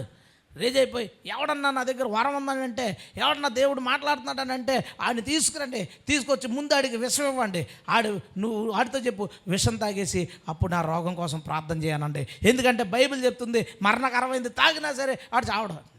అరిచేస్తుంటే నేను అనుకున్నాను, వీళ్ళు దురాత్మ చేత నడిపించబడి వాళ్ళని చూశాను కానీ డైరెక్ట్ దురాత్మలో వెళ్ళిపోయినాయి అతనిలో. అందుకని మనవాడికి ఊపు ఆగట్లేదనమాట. ఆడాడు అనేసి ఒక పాయింట్ చెప్పాడు. ఏం పాయింట్ చెప్పాడంటే, అతను ఆ రోజుల్లో అపోస్తుల కాలంలో జరిగినాయి, శిష్యుల కాలంలో జరిగినాయి. ఎందుకు జరిగినాయి అంటే అని మళ్ళీ దానికి ఒక ఆన్సర్ చెప్పాడు. ఎందుకు జరిగినాయి అంట, అసలు యేసుప్రభు గురించి ఆ ప్రాంతానికి తెలీదు, యేసుక్రీస్తు రక్షకుడు అని తెలియదు, దేవుడు అంటారు కదా ఇలా రక్షకుడు అని తెలియదు, ఆయన చనిపోయాడని తిరిగి పునరుద్ధరణ అయ్యాడని ఆయన రక్తం వల్ల క్షమాపణ ఉందని ఆ ప్రాంతానికి తెలీదు. ఇప్పుడు ఆ ప్రాంతానికి వెళ్ళి యేసుప్రభు గురించి చెప్తే నువ్వు చెప్పిన దానికి రుజువు ఏంటని అడుగుతారు. రుజువు చెప్పించడం కోసం దేవుడు వరాలు ఇచ్చాడు అన్నాడు. బాగుంది, వెరీ గుడ్. సరే, ఎరుసలేంలో రుజువు అయిపోయింది. సింహాద్రిపురం వచ్చాడు సువార్తకుడు ఒకడు. వచ్చేసరికి యేసుప్రభు అంటే ఇక్కడ వాళ్ళకి తెలీదు. ఇప్పుడు వీడు చెప్పాడు మైక్ తీసుకుని, నీ కోసం ఒకడు పుట్టాడు, ఆయన ఎరుసలేంలో పుట్టాడు, ఆయన బలవంతుడు శక్తిమంతుడు, ఆయన చనిపోయి పునరుద్ధానమయ్యాడు, ఆయన నమ్ముకుంటే నీకు నిత్యజీవం వస్తుంటే ఇక్కడ కూడా అడుగుతాడు ఎవడొకడేమని. రుజువేంటయ్యా, మాకు బోల్డ్ మంది దేవుళ్ళు ఉన్నారు, మాకు అవసరం లేదు కొత్త దేవుడు అంటే. ఇప్పుడు ఇతను చూపించాలి కదా.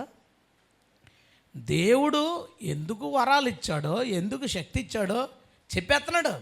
చెప్పేసి అప్పుడు తెలియని వాళ్ళకి చెప్పడం గురించి. మరి ఇప్పుడు తెలియని వాళ్ళకి చెప్పడానికి వీళ్ళకి ఎందుకు తెలియదు అంటే, పక్క చచ్చోళ్ళు ఆక్కోవడం తప్ప సువార్త చేసి మనుషులు రక్షించే సీన్ వీళ్ళకి లేదు. ఈ బ్యాచ్ అంతా ఈ జేమ్స్ కావచ్చు, విజయప్రసాద్ రెడ్డి కావచ్చు, ఈ చర్చ్ ఆఫ్ క్రైస్ట్ బ్యాచ్ కావచ్చు, పీడి సుందరంలోంచి వచ్చిన బ్యాచ్లు కావచ్చు, వీళ్ళందరూ దండుకునే బ్యాచ్.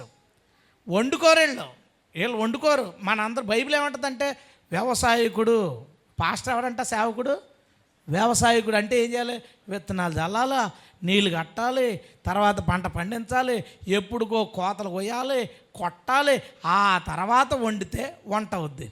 వీడు 4 నెలల ప్రాసెస్తో ఒక వంట చేసుకున్నాడు. అడుక్కునోడు 2 నిమిషాల్లో అమ్మా అంటే చాలు.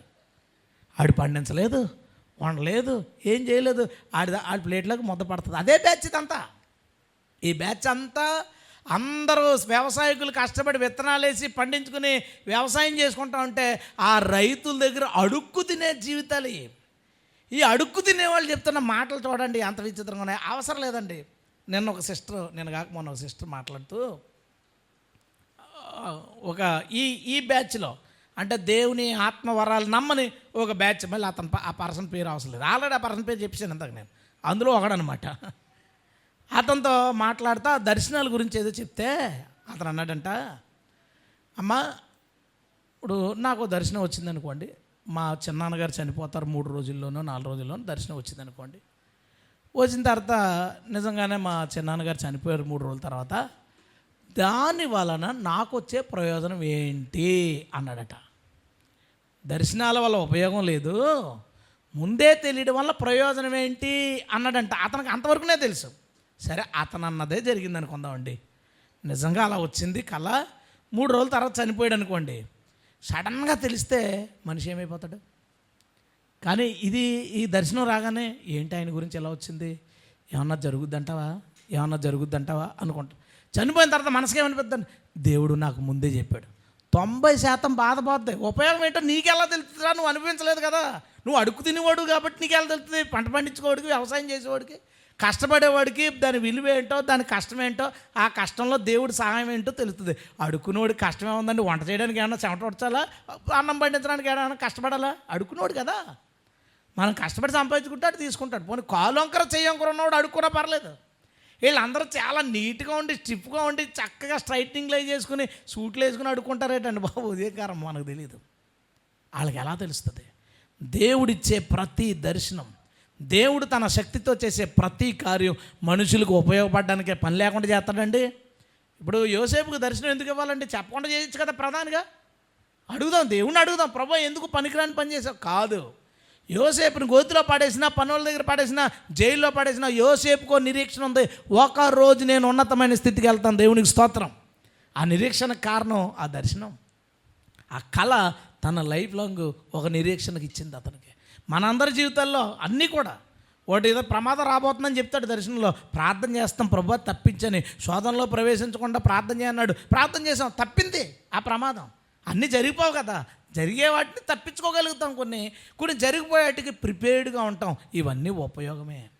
దేవుని శక్తి యొక్క ఉపయోగం, దేవుని శక్తి యొక్క గొప్పదనం తెలియని వాళ్ళు బయట చాలామంది మాట్లాడుతున్నారు. కారణం ఏంటో ఒక లైన్లో చెప్పండి. అరుణోదయ దర్శనం జరగలేదు.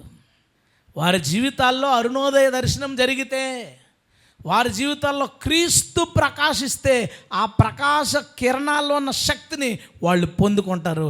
మనం వాళ్ళ విషయం పక్కన వదిలేద్దాం. మనం మాత్రం తప్పక శక్తి దగ్గర ఆగిపోయాం, ఎక్కడో వరాల దగ్గర ఆగిపోయాం, లేదా పొందుకున్న వరాల్లో లోతుగా వెళ్ళడంలో ఎక్కడో ఆగిపోయాం. దేవుడు ఈరోజు మనతో మాట్లాడుతున్నాడు. ఆయన దగ్గర నుంచి ఉన్న పవర్లో సాధ్యమైనంత ఎక్కువ పర్సంటేజ్ మనం పొందుకుందుముగాక.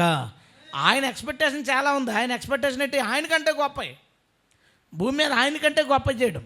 సరే, అంత పెట్టుకుంటే చాలా మంచిది. కనీసం మాత్రం నీవున్న పవర్ దగ్గర అక్కడ ఆగొద్దు. సూర్యకాంతిలో 15% 20% తీసుకుంటేనే ఇప్పుడు ఎలా ఉంటే, నిజంగా సూర్యకాంతిలో ఒక 70-80% పవర్ ప్రతిరోజు ఎంత పవర్ వేస్ట్ అయిపోతుందండి. తీసుకోగలిగితే అసలు కరెంటు బిల్ అనే ఆ సబ్జెక్టే లేదు. మనకు అసలు పవర్ తీసుకోలేక నష్టపోతున్నాం. అలాగే యేసుప్రభు దగ్గర ఉన్న పవర్ తీసుకోలేక మనం ఈ స్థితిలో ఉన్నాం. దేవుడు మనకి కృప చూపిస్తాడు తప్పక. ఆయన శక్తిలో ఇంకా లోతుగా మనం వెళ్ళిపోదుముగాక. నెంబర్ 5, సూర్యుడు కాంతి ఎందుకు ఈ భూమి మీదకి వస్తుంది? సూర్యుడు ఎందుకు ఈ భూమి మీదకి ఉదయిస్తాడు అంటే, సూర్యోదయం. మనం అంతా మాట్లాడుకునేది దేని గురించి? సూర్యోదయం కోసం. ఈ సూర్యోదయం టైంలో ఏం జరుగుతుందంటే, ఈ కిరణాలు మనిషి బాడీ మీద పడినప్పుడు, మనిషి శరీరం మీద కనుక ఈ ఉదయం జరిగినప్పుడు 7 గంటలు 8 గంటలు 9 6 నుంచి పడినప్పుడు విటమిన్ డి మనందరికీ తెలిసిందే. విటమిన్ డి మనకు వస్తుంది. దాంతోపాటు మెలనిన్ అని ఒకటి వస్తుంది. ఈ రెండు మన బాడీలోకి వస్తాయి. ఏం మనం తిని సంపాదించుకోకర్లేదు, కొన్ని సంపాదించుకోకర్లేదు. కొనుక్కుంటాం, తింటున్నాం, అది విషయం పక్కన పెట్టండి. ఈ రెండు కాకుండా ఫ్రీగా 80-90% అంటే మన బాడీలో ఉండే విటమిన్ డిలో 80-90% పొద్దున్న వచ్చే సూర్యకిరణాల నుంచి మన బాడీకి అందేస్తుంది. ఏంటి ఉపయోగం దీనివల్ల అంటే, ఈ మెలనిన్ దాని ద్వారా ఏంటంటే స్కిన్ డిసీజెస్, చర్మం మీద ఏ సమస్యలు రాకుండా ఈ మెలనిన్ ఏం చేస్తుందంటే దాన్ని ముందుగానే నిరోధిస్తుంది. చర్మానికి వ్యాధి నిరోధక శక్తిగా పనిచేస్తుంది. విటమిన్ డి అదేం చేస్తుంది, లోపల ఎముకల దృఢత్వంతో పాటు బాడీ లోపల ఏదైనా శారీరక సంబంధమైన బలహీనతలు, ఇబ్బందులు, అనారోగ్యాలు వస్తున్నప్పుడు అది ఏం చేస్తుందంటే ఫైట్ చేస్తుంది. ఇప్పుడు పెంపుడు కుక్కలు, ఊరకుక్కలు ఊరకొక 10 సంవత్సరాలు అది తిరుగుతూనే ఉంటుంది వీధిలో, 12 సంవత్సరాలు వీధిలో తిరుగుతూనే ఉంటుంది. దానికి ఎవడ ట్యాబ్లెట్ వేయలేదు, ఇంజక్షన్ చేయించలేదు, దానికి ఆ ఫుడ్ ఉంటుంది ఎలా కుక్కల ఫుడ్ అది పెట్టలేదు, ఎవడనే హాస్పిటల్ తీసుకెళ్ళాం. ఇంట్లో పెంపుడు కుక్క 3 నెలలకు ఒకసారి తీసుకెళ్ళాలా, 6 నెలలకు ఒకసారి తీసుకెళ్ళాలా, ఇంజక్షన్లు చేయించాలి. దీనికి దానికి తేడా ఏంటి? ఇదేమో ఇంట్లో ఉంది, దానికి విటమిన్ డి లేదు, అందుకే రోగాలు వస్తున్నాయి. అది ఎక్కడుంది? పొద్దున్నే లెగుస్తుంది, వీధులన్నీ తిరుగుతున్నప్పుడు ఈ సన్లైట్ వచ్చి దాని మీద పడుతుంది, ఆరోగ్యం అయిపోయింది. ఇప్పుడు సుకుమారంగా పెరిగే పిల్లలు మీరు హాస్పిటల్కి, చిల్డ్రన్ హాస్పిటల్కి ఎప్పుడన్నా వెళ్ళినప్పుడు చూడండి, అందంగా చక్కగా నలగని చక్కగా అప్పుడే పూసిన పువ్వులు లాంటి వాళ్ళు ఉంటారు. మొండోళ్ళుగా నాటుపేచి ఉంటుంది. వెళ్ళాడికి ఆడికి పని లేదు. ఎందుకు పని లేదు? వాడు ఆడుతున్నాడు బయట ఎండలోనే, ఆడు బయట తిరుగుతున్నాడు. పనిలోకి వెళ్ళిపోయేవాళ్ళు పొద్దున్న వేసి పనిలోకి వెళ్ళిపోయేవాళ్ళు చూడండి, వాళ్ళు పని చేసుకుంటారు, వాళ్ళంతా బాగానే ఉంటారు. కరెక్ట్గా ఈ విటమిన్ డి అంతా అయిపోయిన తర్వాత లేచే బ్యాచ్ ఉంటుంది ఒకటే. అయిపోయిన తర్వాత 9 గంటలకు 8:30 లేచి అలా ఇంట్లోనే ఉండే బ్యాచ్ ఉంటుంది. స్కిన్ డిసీజులన్నీ మనయే. తర్వాత ఇలా పడగానే ఎముకిరిగిపోతుందండి. మాయాకారం రోజులు కాదు, రోజులు మాయాకారంలో ఏమీ లేవు. నువ్వు వెళ్ళలేదు బయటికి. ఇలా జారి, మా అన్న ఒకడు ఇలా జారి గోడ మీద ఇలా చేయాలనుకుంటే ఇక్కడ ఇరిగిపోయింది ఎముక, చేయాలనుకుంటే. తర్వాత బండి మీద వెళ్తుంటే ఇలాగ ఎవడో సైకిల్ ఒకటి అడ్డొచ్చాడు, కాలు అనుకోలే పడిపోయి తొడకాళ్ళు ఇరిగిపోయింది అంటారు. రోజులు మాయాకారం కాదు, మనం తెచ్చుకోలేదు అక్కడి నుంచి. దేవుడు ఎంత గొప్పడంటే బైబిల్ ఏమందంటే, నీతిమంతుల మీద అనీతిమంతుల మీద ఎండ కాయించుచున్నాడు. హల్లెలూయా. అంటే దేవుడు ఈ లోకంలో ప్రతి జీవికి అనారోగ్యం రాకుండా ఉండడానికి ఒక సిస్టమ్ పెట్టి ఆ సూర్యకాంతిలో అందరికీ వ్యాధి నిరోధక శక్తిని పంచుతున్నాడు. కానీ అందరూ ఏం చేస్తారంటే అక్కడికి వెళ్ళాం, ఆ సన్లైట్లోకి సూర్యకాంతిలో తిరగడం, అంత ఇంట్లో తలుపులు వేసుకుని టీవీ అంతే. ఇంకా టీవీలు అన్నీ మనకే. చూడండి దేవుడి సిస్టము ఎంత అద్భుతంగా ఉంది. దేవుడు ఎందుకు ఈ లోకంలోకి సూర్యోదయాన్ని కలిగిస్తాడు అంటే, మనుషుల శరీరంలోనూ చర్మములోనూ వ్యాధి నిరోధక శక్తి కలిగించి రోగాలు రాకుండా చేయడానికి ఒక ప్రయత్నం. మరి ఈ నీతి సూర్యుడు ఎందుకు వచ్చాడు? మలాకీ గ్రంథం 4వ అధ్యాయం 2వ వచనం. అయితే నా నామమందు భయభక్తులు గలవారగు మీకు నీతి సూర్యుడు ఉదయించును, అతని రెక్కలు ఆరోగ్యము కలగజేయును. స్తోత్రం చెల్లిద్దామండి. ఆయన రెక్కలు ఏం చేస్తాయట? ఆరోగ్యం. యేసు ప్రభు ఈ లోకంలో ఉదయించడానికి మరొక కారణం ఏంటో తెలుసా? రోగాలతో వ్యాధులతో పీడించబడుతున్న మనల్ని స్వస్థపరచుటకు. హల్లెలూయా. విటమిన్ డి లేకో, లేదా వేరే ఏదో జెనెటికల్ ప్రాబ్లమ్స్ వలనో, లేదా ఇంకో సమస్య వల్ల మనకు రోగాలు వచ్చినాయి, మనకు సమస్యలు వచ్చినాయి. ఇప్పుడు వీటికి విడుదల ఎవరు? యేసు ప్రతి రోగానికి స్వస్థత అయి ఉన్నాడు. దేవునికి స్తోత్రం. ఎన్ని చూసామండి మనం, ఎన్ని అనుభవిస్తున్నామండి మనం.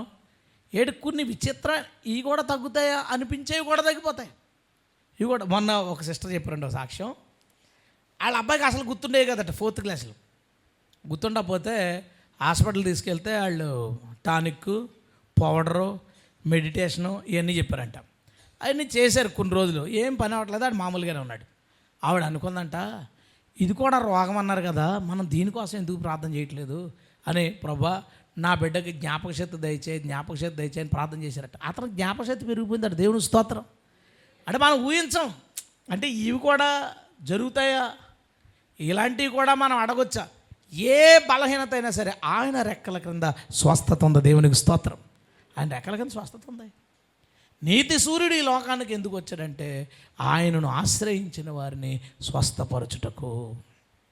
నా ప్రశ్న ఏంటంటే, నీవు ఎంతవరకు ఆయన స్వస్థతా శక్తిని తీసుకుంటున్నావు? నీ బలహీనతల కొరకు ఆయన మీద ఎంతవరకు ఆధారపడుతున్నావు? ఇలా ఫీవర్ రాగానే జ్వరం వచ్చేది డోలో ఉందా? జ్వరం రాగానే డోలో, ఇంకా దానికి అలాగా కనెక్షన్ అన్నమాట. ప్రార్థన చేద్దాం. పిల్లడు అమ్మ కడుపున పోతున్నారు, ప్రార్థన చేద్దాం. అమ్మ ఇలా ప్రార్థన చేద్దాం. ఇదేంటి నాకు ఇలా కొంచెం నలతగా ఉంది, త్రోట్ ఇబ్బందిగా ఉంది, ప్రభా నన్ను స్వస్థపరచు. నువ్వు ఎంతవరకు ఆశ్రయిస్తున్నావు? నువ్వు ఎంత ఆశ్రయిస్తే అంత హీలింగ్ నువ్వు చూస్తావు. ఆమేన్, హల్లెలూయా. నువ్వు ఎంత ఆశ్రయిస్తే అంత హీలింగ్ నువ్వు చూస్తావు. దేవుళ్ళో ఆ శక్తి ఉంది, అందులోకి లేదని చెప్పడానికి అవకాశమే లేదు. మనం చెప్పడానికి అసలు అవకాశం లేదు. ఎందుకంటే మన అందరం కూడా అనిపించేసాం, ఒకరు ఇద్దరు కాదు, ఇక్కడ ఉన్న వాళ్ళు అందరం కూడా దేవుని యొక్క హీలింగ్ పవర్ని అనుభవించాం. దేవుడు ఎలా స్వస్థపరచగలడు, ఎలా చేయగలడు అనేదాన్ని మనం అందరం అనిపించాం. నేను మీకు కూడా సాక్షి చెప్పాను, నా ఎడం జబ్బలో బోను కరకరం అనేది దీనికి పెద్ద సిస్టము, జాగ్రత్తలు అన్నీ చెప్పాడు. నేను అన్నీ ఆలోచించి అన్నీ మనకు పని అవ్వదు. కానీ ప్రభువా నువ్వు ఏం చేస్తావో చేయలేదు, నాకు గూడు మార్చేసి కొత్తది వేసాను అంతే. వేసాడు దేవుడు, దేవునికి స్తోత్రం. అసలు ఇక ఆ సమస్య లేదు. దీనికి మనం ఫిజియోథెరపీ చేసింది లేదు, ఆ గుంజు కోసం ఏదో తినాలన్నాడు, అయ్యేదో ఏమీ చేయలేదు. చేసిందల్లా ఆయన రెక్కల కింద పోయి కొత్తది ఎంచుకుని వచ్చేసాను పాటు. దేవుని స్తోత్రం. ఉంది అక్కడ, ఆయన దగ్గర ఆ శక్తి ఉంది. మనం ఆశ్రయించే కొద్దీ మనం పొందగలుగుతాం. నా త్రోట్ ఇబ్బంది వచ్చినప్పుడు, ఇబ్బంది రావడం, ప్రభా తగ్గించాను ట్యాబ్లెట్ వేసుకోండి, తగ్గించాను ట్యాబ్లెట్ వేసుకోండి. నేనేమనుకున్నానంటే డిసెంబర్ కాదు, నవంబర్లో చలికాలం డెఫినెట్గా నా త్రోట్ పోతే, బీటింగ్లు అన్నీ పాడైపోతాయి ప్రతి సంవత్సరం. ప్రభువా నువ్వు నన్ను స్వస్థపరచు, ప్రభువా నువ్వు నన్ను స్వస్థపరచు, అంతే. నువ్వు నన్ను స్వస్థపరచు, ఈ ఇయర్లో నాకు త్రోట్కి ఏ ఇబ్బంది రాకూడదు అని ప్రార్థన చేసుకున్నాను. దేవుడు ఇలా వచ్చేలా కనిపించేది, వచ్చేది కాదు. దగ్గు వచ్చేలా కనిపించేది, వచ్చేది కాదు. పొద్దున్నది ఒక 5 నిమిషాల దగ్గు వచ్చేది, పోయేది. నవంబర్ అయిపోయింది, చలికాలం అంతా ప్రాబ్లం రాలేదు. డిసెంబర్ అయిపోయింది, బాగానే ఉంది. జనవరి అయిపోయింది, బాగానే ఉంది. ఫిబ్రవరి అయిపోయింది. ఈసారి మనం భయపడక్కలేదు, బాగానే ఉంటుంది 3 నెలలు. దేవుని స్తోత్రం. దాటించాడు. ఏదైతే నాకు సమస్య, చలికాలం ఏదైతే నా త్రోటికి సమస్య, దేవుడు అద్భుతమైన స్వస్థత నాకు ఇచ్చాడు. దేవునికి స్తోత్రం. కానీ అందులోకి రావడానికి నాకు 4 సంవత్సరాలు పట్టింది. మీన్స్ ప్రాబ్లం వస్తుంది, ఏం వాడాలి, ప్రాబ్లం వస్తుంది, ఏం వాడాలి, ఏం జాగ్రత్త తీసుకోవాలనే దాని మీద ఉన్నాను తప్ప ఈ కాలం వల్ల అని, ఈ కాలం వల్ల వచ్చే సమస్య కూడా ఆయన మీద అనుకోవచ్చు కదా, ఆ థాట్ రాలేదు. ఎవరో మాట అన్నారు, ఈ విషయంలో ప్రార్థన చేస్తున్నారు అని అడిగారు. ఎవరో కూడా గుర్తులేదు, నాకు ఆ మాట గుర్తుంది. అదే నేను దీని గురించి చేయట్లేదు, సరే చేద్దాం పట్టుకున్నాను. నాకు వర్కౌట్ అయింది. దేవునికి స్తోత్రం. ఓ మూమెంట్లో ఏమనుకున్నానంటే, ఇది కనుక ఎలాగో ఉంటే ఓ పని చేద్దాం, కొత్త గొంతుకి ఏం చేద్దాం అనుకున్నాను. ప్రభా ఈ స్వరపేటికి సెట్టింగ్ మార్చేసి త్రోటిది కొత్తది వేసే, మంచిది వేసే అని అడుగుదాం అనుకున్నాను. కానీ దేవుడు స్వస్థపరిచాడు. దేవుని స్తోత్రం. ఏమైనా ఇబ్బంది వస్తే కొత్త పాటు ఏం చేసుకుంటాను తప్పకుండా. మీరందరూ ఆయన రెక్కల్ని ఎంతవరకు ఆశ్రయిస్తారు? ఎంతవరకు ఆశ్రయిస్తారు? ఈ రోగం తగ్గదు అని ఏమైనా ఉంటుందండి? యేసు ప్రభువుది మల్టీ స్పెషాలిటీ హాస్పిటల్. ఏ రోగం ఉన్నవాడికన్నా సరే ఆయన దగ్గర స్వస్థత ఉంది. హల్లెలూయా. కాబట్టి ఆనుకుందాం. ఈ లోకానికి సూర్యోదయం మనుషులకు జబ్బులు రాకుండా ఆపడానికి వస్తే, ఈ అరుణోదయం వచ్చిన జబ్బుల్ని తొలగించడానికి అయ్యింది. దేవునికి స్తోత్రం. అది రాకుండా చేస్తే ఇది వచ్చినటిని తొలగించడానికి ఆయన ఉదయించాడు. ఆయన ఆశ్రయిద్దాం. దాని విషయంలో మనం సంతోషాన్ని, సంపూర్ణమైన ఆరోగ్యాన్ని పొందుకొందుముగాక. నెంబర్ 6, 7-6 దగ్గరికి వచ్చేసాం. మీకు పొద్దున్న లేచిన తర్వాత పడుకున్నాం, రాత్రి ఎర్లీగా పడుకున్న వాళ్ళ గురించి చెప్తాను. మార్నింగే లేచినప్పుడు కొంచెం బాడీ డల్ ఉంటుంది. ఒకసారి అలా కిటికీ కట్టిన ఓపెన్ చేసి బయటకు చూసో లేదా తలుపు తీసుకుని బయటకు రాగానే ఒక ఫ్రెష్ ఫీలింగ్ బాడీలో. ఆ ఫ్రెష్ ఫీలింగ్తో సాయంత్రం వరకు మన పనులన్నీ చేసుకుని చక్కబెట్టుకుని, దానికి కారణం ఏంటి అంటే సెరోటోనిన్ అని ఒకటి ఉంటుంది మన బాడీలో. అది ఎలా వస్తుందంటే, సన్లైట్ చూడగానే, చూడండి విచిత్రం, సన్లైట్ చూడగానే మళ్ళీ ఇంట్లో లైట్ వేసినప్పుడు ఆ ఫీలింగ్ వస్తుంది మీకు. పొద్దున్న లేచి లైట్ వేయగానే అబ్బా చాలా ఫ్రెష్గా ఉంది అంటే అస్సలు ఉండదు. ఆ సన్లైట్ చూడగానే ఏమవుతుందంటే కళ్ళు సిగ్నల్ ఇస్తాయంట మనిషికి, ఇదిగో సూర్యోదయం అయింది, సన్లైట్ వచ్చింది, కాబట్టి మళ్ళా నువ్వు యాక్టివ్ అవ్వాలి అని చెప్తే సెరోటోనిన్ అనే ఒక దాన్ని రిలీజ్ చేద్దంట మన బ్రెయిన్. అది రిలీజ్ అవ్వడానికి కారణం ఎండలోకి వెళ్ళక్కర్లేదు, ఏమక్కర్లేదు, తెల్లవారిందని నీ కళ్ళతో చూడగానే ఈ సెరోటోనిన్ అనేది రిలీజ్ అవుతుందంట. రిలీజ్ అయ్యి ఇది ఎప్పుడు స్పీడ్గా ఉంటుందంటే, డే అంతా నువ్వు నీ పనులు చక్కబెట్టుకుంటా, అటు వెళ్తా వీటన్నిటిని చేసుకుంటూ ఉన్నంతసేపు ఈ సెరోటోనిన్ ఫుల్గా బాడీలో రిలీజ్ అవుతూ నీ బాడీ, నీ మనసు ఉల్లాసంగా యాక్టివ్గా ఉండడానికి కారణం అవుతుందంట. యాక్టివ్గా ఉండడానికి ఆ పని చేయడం వల్ల ఏమవుతుంది, పగలంతా వర్క్స్ అంతా చేసుకో. ఎవడైతే ఎప్పుడో పడుకుని ఎప్పుడో అటు 10 గంటలకే ఆఫీసు, 9:15 ఎప్పుడో లెగిసి కంగారుగా రెడీ అయ్యి ఆఫీస్కి వెళ్ళాడు, ఆడి ముఖం ఆడి పని అంత అలాగా జోగిరాజు ఎలాగ ఉంటుంది, జోగుతా ఉంటాడు. కారణం ఏంటో తెలుసా? తెల్లవారిందాడు చూడాల. ఎప్పుడైతే ఈ భూమి మీదకి సూర్యోదయం జరుగుతుందో ఆ 2-3 అవర్స్, ఆ 6 to 8 ఈ టైంలో ఆ లైటింగ్ని చూడగానే సెరోటోనిన్ రిలీజ్ అయ్యి మనిషి బాడీని ఒక్కసారే యాక్టివేట్ చేద్దంట. అందుకే బైబిల్ ఏం చెప్తుంది, గుణవతి అయిన ఆ భార్య పొద్దున్నే లెగిసి ఆవిడ ఇంటి పనులన్నీ చక్కబెట్టుకుని, ఎందుకు రాశాడు, పొద్దున్నే లెగితే నువ్వే బాగుంటావు, ఆరోగ్యంగా ఉంటావు, మెయిన్ ఏంటంటే యాక్టివ్గా ఉంటావు, ఆ వంటలు బాగుంటాయి, టిఫిన్లు బాగుంటాయి, క్యారేజీలు టక్క అన్నీ పెడతావు. నువ్వు ఎప్పుడో లెగిసావంటే ఇంకా ఆ రోజంతా తెలిసిందే, మనం అనుభవిస్తాం కదా. కొంతమంది అంటారు చూసారా, ఏదో బద్ధకంగా ఉండేదండి, పొద్దున్నే లేచి అలా 4 అడుగులు వేసుకుని వస్తుంటే ఏంటో రోజంతా చాలా బాగుంది. ఆ 4 అడుగులు వేసినందుకు కాదు, ఆ ఉదయాన్ని నువ్వు చూసావు. ఆ ఉదయాన్ని నువ్వు చూసినప్పుడు చీకటంతా పోయి ఒక్కసారి ఈ భూమి మీదకి తెల్లని కాంతి వచ్చినప్పుడు సెరోటోనిన్ అనేది మన బాడీలో రిలీజ్ అయ్యి మన బాడీ అంతా ఉత్తేజంగా ఉండడానికి కారణమవుతుంది. ఆ రోజంతా మనకు ఒక హ్యాపీనెస్ని అది ఇస్తుంది. ఆ ఉదయం ఆ రోజంతా ఒక హ్యాపీనెస్ని మనకిస్తుంది. సూర్యుడు భూమి మీదకి రావడానికి కారణాలు చెప్తున్నాను. మరి ఈ అరుణోదయం, ఆ నీతి సూర్యుడు ఎందుకు వచ్చాడో తెలుసా? నీ లైఫ్లో నువ్వు ఏ గోల్ పెట్టుకున్నా, నీ జీవితంలో నీ మీద ఎలాంటి ప్రెజర్లో ఎలాంటి పనులు పెట్టుకున్నా యేసు ప్రభువు మీద ఆనుకో, ఎప్పుడు పరమ యాక్టివ్గా పనిచేస్తావు. దేవుని స్తోత్రం. మన రఘు అనేవాడు నాతో, మాస్టర్ ఎప్పుడు రెడ్ బుల్ తాగినట్టు ఉంటాడు నువ్వు అన్నాడు. రెడ్ బుల్ అని ఒకటి ఉంటుంది, అది ఎనర్జీ డ్రింక్ అండి. నేను ఎప్పుడు తాగలేదు, అంతే ఎవడో చెప్పారు అందులో ఆల్కహాల్ చాలా తక్కువ పర్సంటేజ్లో ఉంటుందంటే నాకు అది ఎందుకురా బాబు అని ఎప్పుడు తాగలేదు. ఆడంటాడు మాట, ఎప్పుడు రెడ్ బుల్ తాగినట్టు ఉంటాడు. రెడ్ బుల్ తాగినట్టు ఉండడానికి కారణం ఏంటంటే మన హృదయంలో యేసు ఉదయించాడు.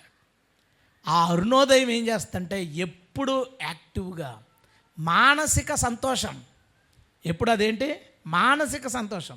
ఇందాక మనం చూసుకున్న విటమిన్ డి, మెలానిన్ ఇదంతా ఏంటి శారీరక ఆరోగ్యం.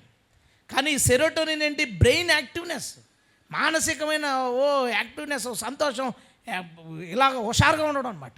దేవుడు యేసుక్రీస్తు అనే నీతి సూర్యుడు నీ హృదయంలో ఉన్నప్పుడు చూడండి, పిల్లల్ని కాంగో నేర్చుకొని ఆడు కొట్టి అమ్మ చేతులను పోతున్నాయి. ఒక టైంకి వాడు హృదయంలో దేవుడు పుట్టిస్తాడు ఇది చెయ్యాలని. ఆడు ఒరే ఆగరా అంటాడు, చేసుకుని జబ్బలు వాసిపోతున్నా ఆగరా. ఎందుకు? ఆడికి ఆ హుషారు ఎక్కడి నుంచి వస్తుంది? యేసు ప్రభుది. అది దేవునికి స్తోత్రం. నిజంగా మనం బతిమాలినప్పుడు రాదు, అది మనం ప్రయత్నించినప్పుడు రాదు. ఆ అరుణోదయ దర్శనం మన జీవితంలో జరిగినప్పుడు అసలు ఆ బలం ఎక్కడి నుంచి వస్తుందండి బాబు. అసలు షూట్ చేసేటప్పుడు కానీ, వర్క్ చేసేటప్పుడు కానీ, ఏదన్నా రాసేటప్పుడు కానీ, ఏదన్నా ఎడిట్ చేసేటప్పుడు కానీ దారుణం ఏంటంటే, నిన్న ప్రిపేర్ అవుతున్నాను, నాకు ఇది 2 days బ్యాక్ ఒక థాట్ వచ్చింది, ఇది ఏదో సువార్త మీటింగ్ అనుకునే నేను వదిలేసాను దీన్ని. రాత్రి దేవుడు దీన్ని నాతో మాట్లాడితే ఎర్లీగా వచ్చింది రావు ఈరోజు టాపిక్ అనుకుని చదువుతుంటే దేవుడు నాతో మాట్లాడతాడు, ఒక ఇమేజ్ చేయమని. ఇమేజ్ ఏంటి? ఈ పరలోకపు తల్లోళ్ళు, యెహోవా సాక్షుల వాళ్ళు పస్కాకి ఇన్వైట్ చేస్తున్నారు అని. నేను ఇమేజ్ దగ్గర కూర్చుంటే 2 గంటలు పడుతుంది, అది తెలుసు. రేపు చేద్దామంటే అసలు ఒప్పుకోవట్లేదు. కూర్చుని ఇమేజ్ చేసి 3:30 ఎప్పుడు అయ్యిందండి అది. అప్పుడు మొదలెట్టాను మళ్ళీ ప్రిపేర్ అవ్వడం. ఎంత ఘోరం అండి ఇది. అప్పుడు కూడా మళ్ళీ కూర్చుని రాసుకుని పాయింట్లు అంతా రాసుకుని అలారం పెట్టుకుంటా. అది ఏముందో తెలిసి 20 నిమిషాల్లో మోగుద్దని వచ్చింది. అంటే 6 దాటిపోయింది పడుకుంటే. 6 దాటిపోయింది, పడుకున్నాను, నిద్ర పట్టింది, అలారం మోగింది. లేచి కూర్చుని అలాగా ప్రభు ఇప్పుడు నా వల్ల అవుతుందా? మళ్ళీ పాయింట్ గుర్తొచ్చింది, యేసు ప్రభు ఉంటే ఎందుకు అవదో? అవుతుంది కదా, అయ్యింది. దేవునికి స్తోత్రం. ఎందుకు అవుతుంది? మళ్ళీ నాకు సాయంత్రం ఇంకో అపాయింట్మెంట్ ఉంది, ఈరోజు రాత్రి 2 అయిపోతుంది ఆ వర్క్ చేసుకోవడానికి. ఇది ఎలా జరుగుతుంది అంటే, ఇది నేను మీకు చెప్తున్నాను నిజంగా, ఇది ఏ మనిషికి సాధ్యం కాదు. ఏ మనిషికి సాధ్యం కాదు. ఒక సువార్త చేసేవాళ్ళు, లేదా ఒక దేవుడి పని చేసేవాళ్ళు, ప్రభు కోసం ఏదన్నా చేసేవాళ్ళు, లేదా ఎక్కడికన్నా నడవాలి వెళ్ళాలనుకునేవాళ్ళు, మీ అందరితో దేవుడు మాట్లాడుతున్నమాట. క్రీస్తు నీ హృదయంలో ఉన్నాడా, నీ శరీరం రెట్టింపులు శక్తితో పనిచేస్తుంది. హల్లెలూయా. ఎందుకంటే మానసిక ఉల్లాసం, మెంటల్గా చాలా ఫ్రీగా ఉంటావు, యాక్టివ్గా ఉంటావు, హ్యాపీగా ఉంటావు. అసలు ప్రెజర్ ఏం జరిగినా అన్నీ పక్కన పోతాయి. చూడండి, ఆటోకి 2 వీధులు దాటి వెళ్ళి ఎక్కాలి అనుకోండి. నడిచి అక్కడికి వెళ్ళి అక్కడ నిలబడడానికి అది ఇబ్బంది అయిపోతుంది. కరపత్రికలు పంచడానికి వెళ్తారు, ఎలా ఉంటుంది? పనిచేసి ఆ వీధిలో పనిచేసి ఈ వీధిలో పనిచేసి సువార్త చేసేసి పొద్దున్న 9 గంటలకు మొదలుపెట్టి 3 గంటల దాకా ఎక్కడి నుంచి వచ్చింది ఆ బలం? 2 వీధిలో 3 వీధిలో దాటి ఆటో కోసం వెళ్తుంటే వచ్చిన నీరసం, చదువుకోవడానికో లేదా ఇంకో పనికో ఏదో వెళ్తున్నప్పుడు ఏదో టైర్డ్ అనిపించింది. కానీ పొద్దున్న 9 గంటల నుంచి ఏకదాటిగా 2 వరకునో 3 వరకునో సువార్త చేసినా, తినడానికి లేకపోయినా, తాగడానికి లేకపోయినా, ఎండ కాస్తున్నా మనలో ఎందుకు యాక్టివ్నెస్ ఉంది? ఎందుకు ఉంది అంటే అది దేవుని శక్తి. దేవునికి స్తోత్రం. అరుణోదయంని హృదయంలో ఉదయిస్తే చింత అయిన ముఖం ఉండదు, యాక్టివ్గా ఉంటావు, సంతోషంగా ఉంటావు. పెద్ద బ్యాడ్ న్యూస్ నీ లైఫ్లో చెప్పారు డాక్టరు, మీరు బహుశా ఒక 2 సంవత్సరాల కంటే ఎక్కువ బతకరంటే 2 సంవత్సరాలు బతుకుతాం కదా, అది ఎవరి మ్యాటర్ ఉంటుంది వాళ్ళకే, ప్రభు చూసుకుంటాడులే అనుకుంటాడు. ధైర్యం. దేవుడు ఒకరి జీవితాల్లో ఉన్నప్పుడు వారి మనసు ఎప్పుడు చింతకు లోనైపోదో, మానసిక అశాంతిలోనికి లోనైపోదో, దుఃఖంతో కృంగిపోయే స్థితిలో ఉండదో, అది ఎప్పుడు సంతోషంగా ఉంటుంది, ధైర్యంగా ఉంటుంది. దేవునికి స్తోత్రం. అంటే నా మనసులో ఎంతో బాధ ఉందండి, పైకి నవ్వుతూ ఉంటాను, అది ఉండదు. అది కాదు. వాడి మనసులోనే సంతోషం ఉంటుంది, ఆమె మనసులోనే సంతోషం ఉంటుంది. ఆ సంతోషం బయట లోకస్తులకు చూపిస్తారు. దేవునికి స్తోత్రం. ఇది అరుణోదయం ఒకరి జీవితంలో ఉన్నప్పుడు. ఈ సెరోటోనిన్ సూర్యుడు ఒకరి బాడీలో కలగజేసినప్పుడు ఆ వ్యక్తి ఎలాగ యాక్టివ్గా, సంతోషంగా, ఉల్లాసంగా ఉండగలుగుతాడో, అరుణోదయం వారి హృదయాల్లో ఉన్నప్పుడు బాధలు, కష్టాలు, శారీరక శ్రమ ఏమొచ్చినా సరే ఎప్పుడు యాక్టివ్గా, హ్యాపీగా, సంతోషంగా జీవించగలుగుతారు. దేవునికి స్తోత్రం. హల్లెలూయా. ఆఖరి విషయం, ఒక మనిషి పడుకోవడానికి కారణం ఏంటి? ఒక మనిషి పడుకోవడానికి, నిద్రపోవడానికి కారణం ఏంటంటే బాడీలో, మన శరీరంలో మెలటోనిన్ అని ఒకటి ఉంటుంది. ఇందాకది ఏంటి? సెరోటోనిన్. ఇప్పుడు ఏంటంటే మెలటోనిన్. ఈ మెలటోనిన్ ఎప్పుడు ప్రొడ్యూస్ అవుతుందంటే సన్లైట్ ఒకరి మీద తక్కువగా పడుతున్నప్పుడు, చీకటి టైంలోనూ మనిషిలో ఈ మెలటోనిన్ అనేది రిలీజ్ అవుతుంది. దీనికి సూర్యోదయానికి సంబంధం ఏంటి అని అనుకోవచ్చు. చెప్తాను మీకు. తెల్లవారింది, బయటికి వెళ్ళాం, మనం బయట వాతావరణం లేదా సూర్యుడి లైటింగ్ ఎక్కువ మన మీద పడుతుంది అనుకోండి, ఆటోమేటిక్గా ఏమవుద్దంటే ఈ మెలటోనిన్ రిలీజ్ అవడం అనేది ఆగిపోద్ది. అంటే ఎప్పుడైతే సెరోటోనిన్ మన బాడీలో రిలీజ్ అవుతుందో మనం యాక్టివ్ అవ్వడానికి, ఇది రిలీజ్ అవుతున్నప్పుడు మెలటోనిన్ ఆగిపోద్ది. నిజానికి అది రోజంతా మనిషికి కొంచెం డ్రౌజినెస్ని ఇవ్వడానికి అలా మనిషి బాడీలో రిలీజ్ అవ్వాలి. కానీ సన్లైట్ ఉన్నప్పుడు ఇది రిలీజ్ అవుతాం. ఎప్పుడైతే సూర్యకాంతిలో మనిషి ఎక్కువసేపు గడుపుతాడో రాత్రి ఏమవుతుందంటే సూర్యకాంతి వెళ్ళిపోగానే ఇమ్మీడియట్గా ఉదయం నుంచి అది రిలీజ్ అవ్వకపోవడం వల్ల రాత్రి మెలటోనిన్ ఎక్కువ రిలీజ్ అవుతుంది. ఎక్కువ రిలీజ్ అవ్వడం వల్ల ఏమవుతుందంటే ఒక వ్యక్తి డీప్గా పడుకుంటాడు. అంటే నువ్వు రాత్రి బాగా పడుకోవడానికి కారణం కూడా ఏంటంటే, ఉదయం నువ్వు సన్లైట్లో పడితే, ఉదయం నువ్వు కనుక బయట లైటింగ్లో తిరిగితే రాత్రి పూర్తిగా డీప్ అయిన స్లీప్ కలుగుద్ది. అందుకే ఒకటి ఆలోచించండి, సాఫ్ట్వేర్ ఉద్యోగులు, కోటేశ్వర్లు, వీళ్ళు ఇంట్లో వేసే ఉంటుంది, కారులో వేసే ఉంటుంది, దిగితే అంతా రూఫ్లు ఉంటాయి, ఎండ పడదు వీళ్ళకి. రాత్రి నిద్ర పట్టగా ఫోన్ చూసి, టీవీలు చూసి, సినిమాలు చూసి, స్లీపింగ్ ట్యాబ్లెట్లు వేసుకుని, మందు తాగి, లేదా మంచి అంత కన్వీనియంట్ వాతావరణం పెట్టుకుని ఇవన్నీ చేస్తే ఒక 5 గంటలు 6 గంటలు నిద్ర పడుతుంది. ఈ బయట పని చేసినోడు, బయట తిరిగినోడు వీళ్ళు ఉన్నారు కదా, ఆడి పని కావచ్చు, ఊరి మీద తిరగడం ఏదైనా కావచ్చు, ఆడి పగల అలా తిరిగేసినందుకు పగలంతా ఏమైంది, మెలటోనిన్ రిలీజ్ అవ్వలేదు ఆడికి. అందుకని తినేసి ఇలా పడుకోగానే అప్పటికి రిలీజ్ అయిపోతుంది కదా, ఒకేసారి మెలటోనిన్ రిలీజ్ అయిపోయి హ్యాపీగా పడుకుంటాడు. పరుపు బాగోపోయినా, దోమలు కూడా ఎత్తనా, మధ్యలో కరెంటు పోయినా ఆడికి తెలీదు. ఎందుకు తెలీదు? పొద్దుట సూర్యకాంతి వలన రాత్రి ఒక వ్యక్తి ప్రశాంతంగా పడుకుంటాడు.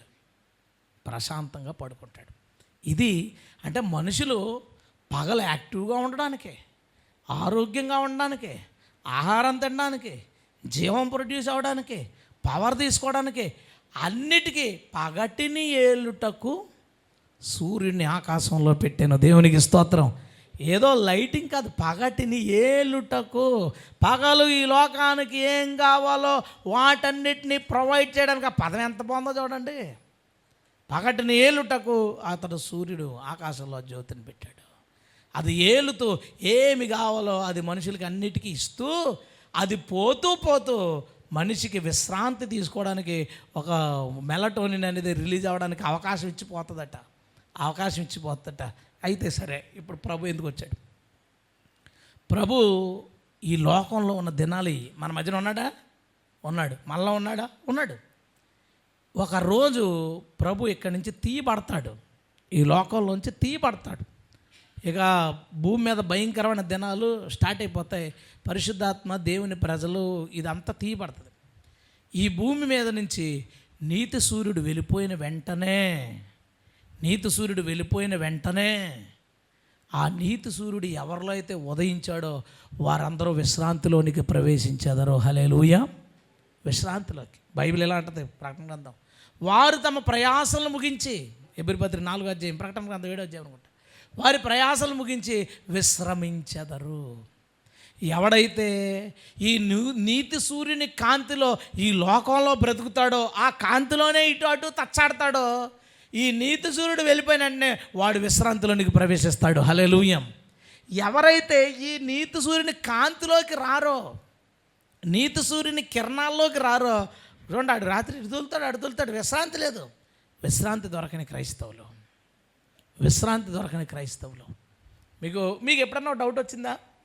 ఇప్పుడు సన్లైట్ కిటికీలోంచి పడుతుంది, ఇక్కడికి వచ్చింది, ఇప్పుడు కనబడుతుంది. చూడండి, అక్కడ సూర్యకాంతి మీ వెనకాల కిటికీలోంచి పడిందా?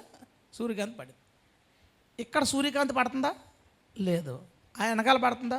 లేదు. కానీ వెలుగు ఎందుకు ఉంది? అర్థమైందా? కిరణాలు లేకుండా వెలుగు ఎందుకు ఉంది? ఇప్పుడు బైబిల్ ఏమంటుందంటే, లెమ్ము, తేజరిల్లుము, యెహోవా మహిమ నీ మీద ఉదయించుచున్నది. క్రీస్తు నీ మీద ఉదయించుచున్నాడు అంటే కిరణాలు డైరెక్ట్గా మన మీద పడాలి. డైరెక్ట్గా కిరణాలు పడకపోయినా వెలుగులో ఉండొచ్చు. అదే మన ఇంట్లో చూడండి, హాల్లో పగలో వెలుగు ఉంది, కిరణాలు వచ్చినాయా? రాలేదు. బెడ్రూమ్లో లైటింగ్ ఉంది, కిరణాలు వచ్చినాయా? రాలేదు. ఎందుకు రాలేదు?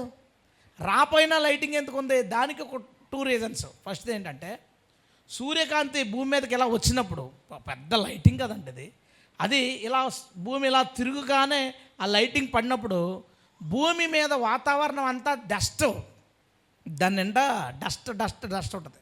ఆ డస్ట్ మీద పడి తర్వాత గాలంతా తేమ కణాలు, చిన్న తేమ కణాలు ఉంటాయి, వాటి మీద పడినప్పుడు ఈ డస్ట్ కణాలు నిరంతరం వ్యాపిస్తూ ఉంటాయి.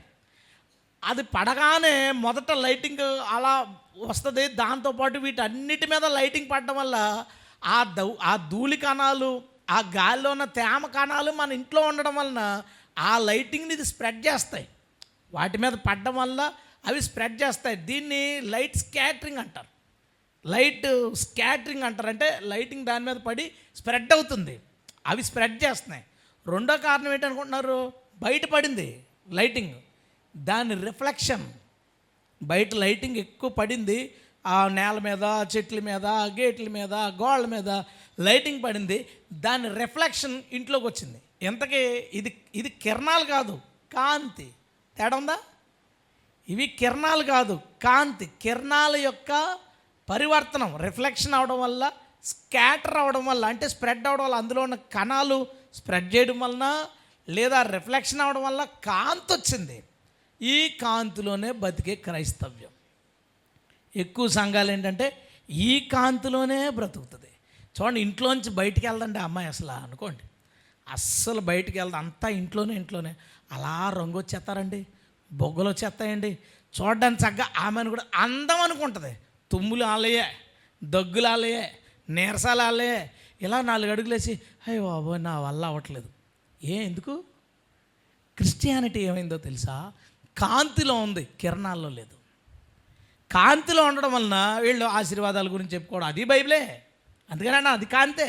ఆశీర్వాదాల గురించి చెప్పుకోవడం, ఏదో సోది చెప్పుకోవడం, లేదా వాక్యానికి సంబంధించిన ఏదేదో జరిగిన విషయాలు ఎత్తేది వాక్యమే, చెప్పేదంతా కథ చెప్పేసి చివర ముగించేది వాక్యం. అంటూ ఒక కిరణానికి తాలూకా కాంతిని అనుభవిస్తుంది క్రైస్తవ్యం. అందుకే ఇది అందంగా ఉంది కానీ ఆధ్యాత్మికంగా లేదు. ఇది అందంగా ఉంది, నీట్ డ్రెస్సింగ్ ఉంది, కాస్ట్లీ డ్రెస్సింగ్ ఉంది, చక్కని హెయిర్ స్టైల్స్ ఉన్నాయి, అందంగా ఉంది క్రైస్తవ్యం, ఆధ్యాత్మికంగా లేదు. అదే కిరణాల్లోకి పంపించండి, ఆవిడ్ని పంపించండి. ఇప్పుడు వీళ్ళు ఇంట్లో కూర్చుని శుభ్రంగా ఆ ఇంట్లోంచి బయటికి రాకుండా నిమ్మకాయల పామి, టమాటాయల పామి, కీర దోసకాయల పామి రంగు తెచ్చుకుంటారు. మేము ఎండలో తిరిగి కొంచెం కారు నలుపులు వచ్చేస్తాయి మనకు. అయితే వీళ్ళు ఒకరోజు ఎలా అంటే, అదేంటి అలా అయిపోయావు, ముఖం అలా అయిపోయింది ఏంటంటే, ఎండ తగిలేసి సంఘం ఎలా అంటుంది. ఒకరోజు నేను నల్లగా ఉన్నదాన్ని ఎట్టకారం చేస్తున్నారా? ఏముంది సంఘం, నల్లని దాన్ని ఎట్టకారం చేస్తున్నారా? మీరు కామెడీ చేస్తున్నారా? నేను కూడా తెల్లగా ఉండేదాన్ని, కానీ ఎండ తగిలేసింది. దేవునికి స్తోత్రం. ఎక్కడికి వెళ్ళాలి సంఘం? సూర్యకిరణాల్లోకి వెళ్ళాలి, సూర్యకాంతిలో కాదు. సూర్యకిరణాల్లో ఉంటే రంగు మారిపోతుంది, రూపం మారిపోద్ది, అందం తరిగిపోద్ది, ఆధ్యాత్మికత పెరిగిపోతుంది. హల్లెలూయా. ఇప్పుడు ఏంటో తెలుసు, అంతా నీట్గా ప్రొఫెషనల్ క్రిస్టియానిటీ అంట. మన ఏమో మాకు చెమటలు కారిపోతుంటాయి, మనకు అంతా తల్ల జరిగిపోతుంటాయి, మన మొఖాలు రంగులు మారిపోతుంటాయి, వస్తువులు బయటకు పోతుంటాయి, ఫ్యాన్సీ డ్రెస్సులు బయటకు పోతుంటాయి, రకరకాల వర్క్ శారీలు, లిప్స్టిక్లు అన్నీ బయటకు పోతుంటాయి. ఎందుకు పోయి అంటే ఎండ తగిలేసిందండి. దేవుని స్తోత్రం. ఏం తగిలింది? ఎండ తగిలింది. మరి ఇదే నా భక్తి? మాకు చర్చిలో, మీకు చర్చలు ఉన్నాయి, మీరు కాంతిలో ఉన్నారు, మేము కిరణాల్లో ఉన్నాం. హల్లెలూయా. లెమ్మో తేజరిల్లుము. చూద్దాం ఒకసారి యెషయా గ్రంథం 60వ అధ్యాయం. యెషయా గ్రంథం 60వ అధ్యాయం చూడండి, మొదటి నుంచి. నీకు వెలుగు వచ్చి ఉన్నది, లెమ్ము తేజరిల్లుము, యెహోవా మహిమ నీ మీద ఉదయించెను. దేవునికి స్తోత్రం. ఎవరి మీద? డైరెక్ట్ వాళ్ళ మీద ఉదయించింది. అది కావాల్సింది. ఇక్కడ కిరణాలు నీ మీద పడాలి. దాని రిఫ్లెక్షన్స్ చర్చిలో చెప్పుకుని, వాక్యానికి సంబంధించిన కథలు చెప్పుకుని, స్టోరీలు చెప్పుకుంటే అదేమి వాళ్ళలో ఏ విధమైన మార్పు, ఆధ్యాత్మిక ఆరోగ్యం ఉండదు. లేదా మనం చూసే వాటిని వాళ్ళు చూడలేరు. ఇలా నేను అన్నాను కదా ఇందాక, కళ్ళు మూసుకుంటే చీకటి ఉండేటి, కళ్ళు మూసుకుంటే చీకటే ఉంటుందని నీకు తెలిసింది. అంతే. ఎందుకు నీకు అంతే తెలిసింది అంటే, నీవు కిరణాల్లో లేవు, కాంతిలో ఉన్నావు, నువ్వు రిఫ్లెక్షన్లో ఉన్నావు, రేస్లో లేవు. చూడండి అక్కడ అన్నాడు, చూడము భూమిని చీకటి కమ్ముచున్నది, కటిక చీకటి జనములను కమ్ముచున్నది, యెహోవా నీ మీద ఉదయించుచున్నాడు, ఆయన మహిమ నీ మీద కనబడుచున్నది. హల్లెలూయా. ఎవరు ఉదయిస్తున్నారట? యెహోవా. ఇదే రిఫరెన్స్ తీసుకున్నాడంటే పౌలు ఎఫెసీ పత్రిక. యెహోవా నీ మీద ఉదయించుచున్నాడు. ఎఫెసీ పత్రిక 5వ అధ్యాయం 12వ వచనం. ఏలయనగా అట్టి క్రియలు చేయువారు రహస్యమందు, 5వ అధ్యాయం 12 నుంచి, జరిగించు పనులను గూర్చి మాట్లాడుటేను అవమానమై ఉన్నది. సమస్తమును ఖండించబడి వెలుగు చేత ప్రత్యక్షపరచబడును. అన్నీ ఖండించబడి, ప్రతి తప్పు పాపాలు ఖండించబడి వెలుగు చేత ప్రత్యక్షపరచబడతాయట. ప్రత్యక్షపరచబడింది ఏదో అది వెలుగే కదా. అందుచేత నిద్రించుచున్న నీవు మేల్కొని మృతులలో నుండి లెమ్ము, క్రీస్తు నీ మీద ప్రకాశించునని ఆయన చెప్పుచున్నాడు. హల్లెలూయా. అక్కడేమో యెహోవా ప్రకాశిస్తున్నాడు అంటాడు, ఇక్కడే ఉంటాడు క్రీస్తు నీ మీద.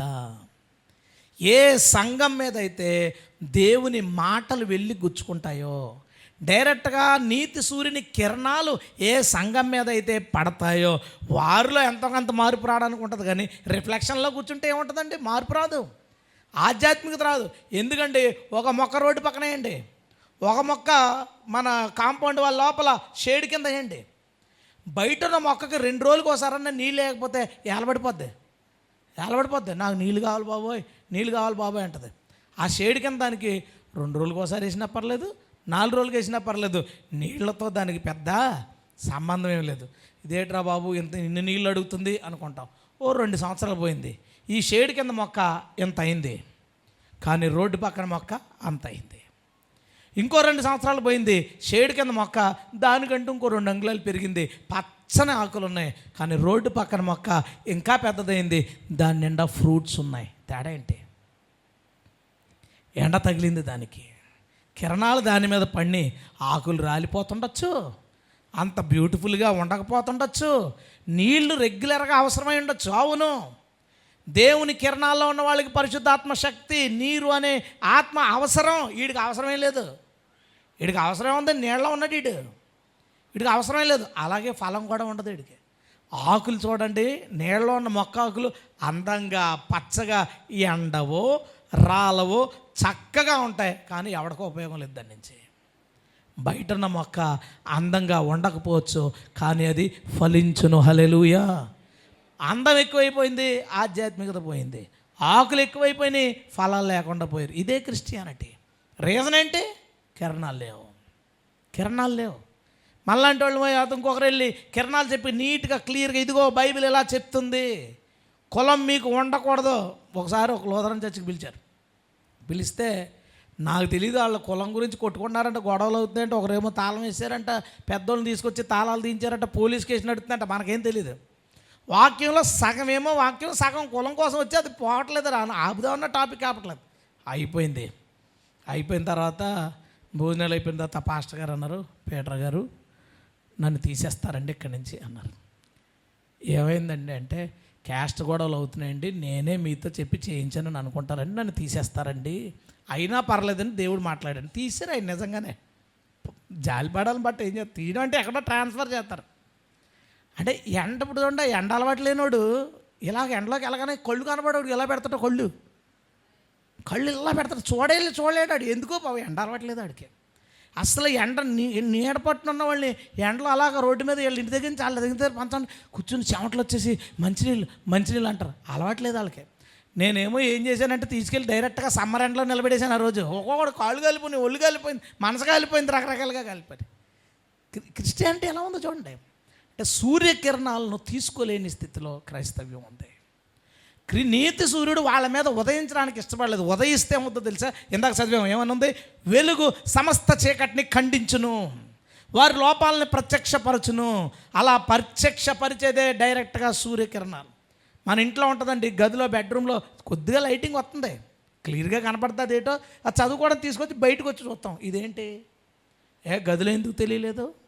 అది కాంతి, ఇది కిరణం నుంచి అది రిఫ్లెక్ట్ అయిన ఒక కాంతి, అందులో బతుకుతుంది క్రైస్తవ్యం.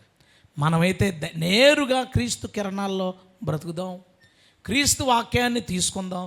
ఆయన ఎందుకు ఈ లోకంలో ఉదయించాడో ఆ ఉదయించిన వాటన్నిటిలో పరిపూర్ణత సాధించి 7వ విషయం, యేసు ఈ లోకం నుంచి వెళ్ళిపోవడంతోనే మనం కూడా ఆయనతో పాటు వెళ్ళి ఆయన విశ్రాంతిలో ప్రవేశించుదుముగాక. ఎవడు పగలు ఆయనలో సంచరిస్తాడో రాత్రి ఆయన వలన విశ్రాంతి పొందుతాడు. ఎవడు పగల లోపల దాక్కుంటాడో రాత్రి ఆడికి విశ్రాంతి లేదు, నెమ్మది లేదు. ఆ విశ్రాంతి కోసం దేన్నో ఆశ్రయించాలి.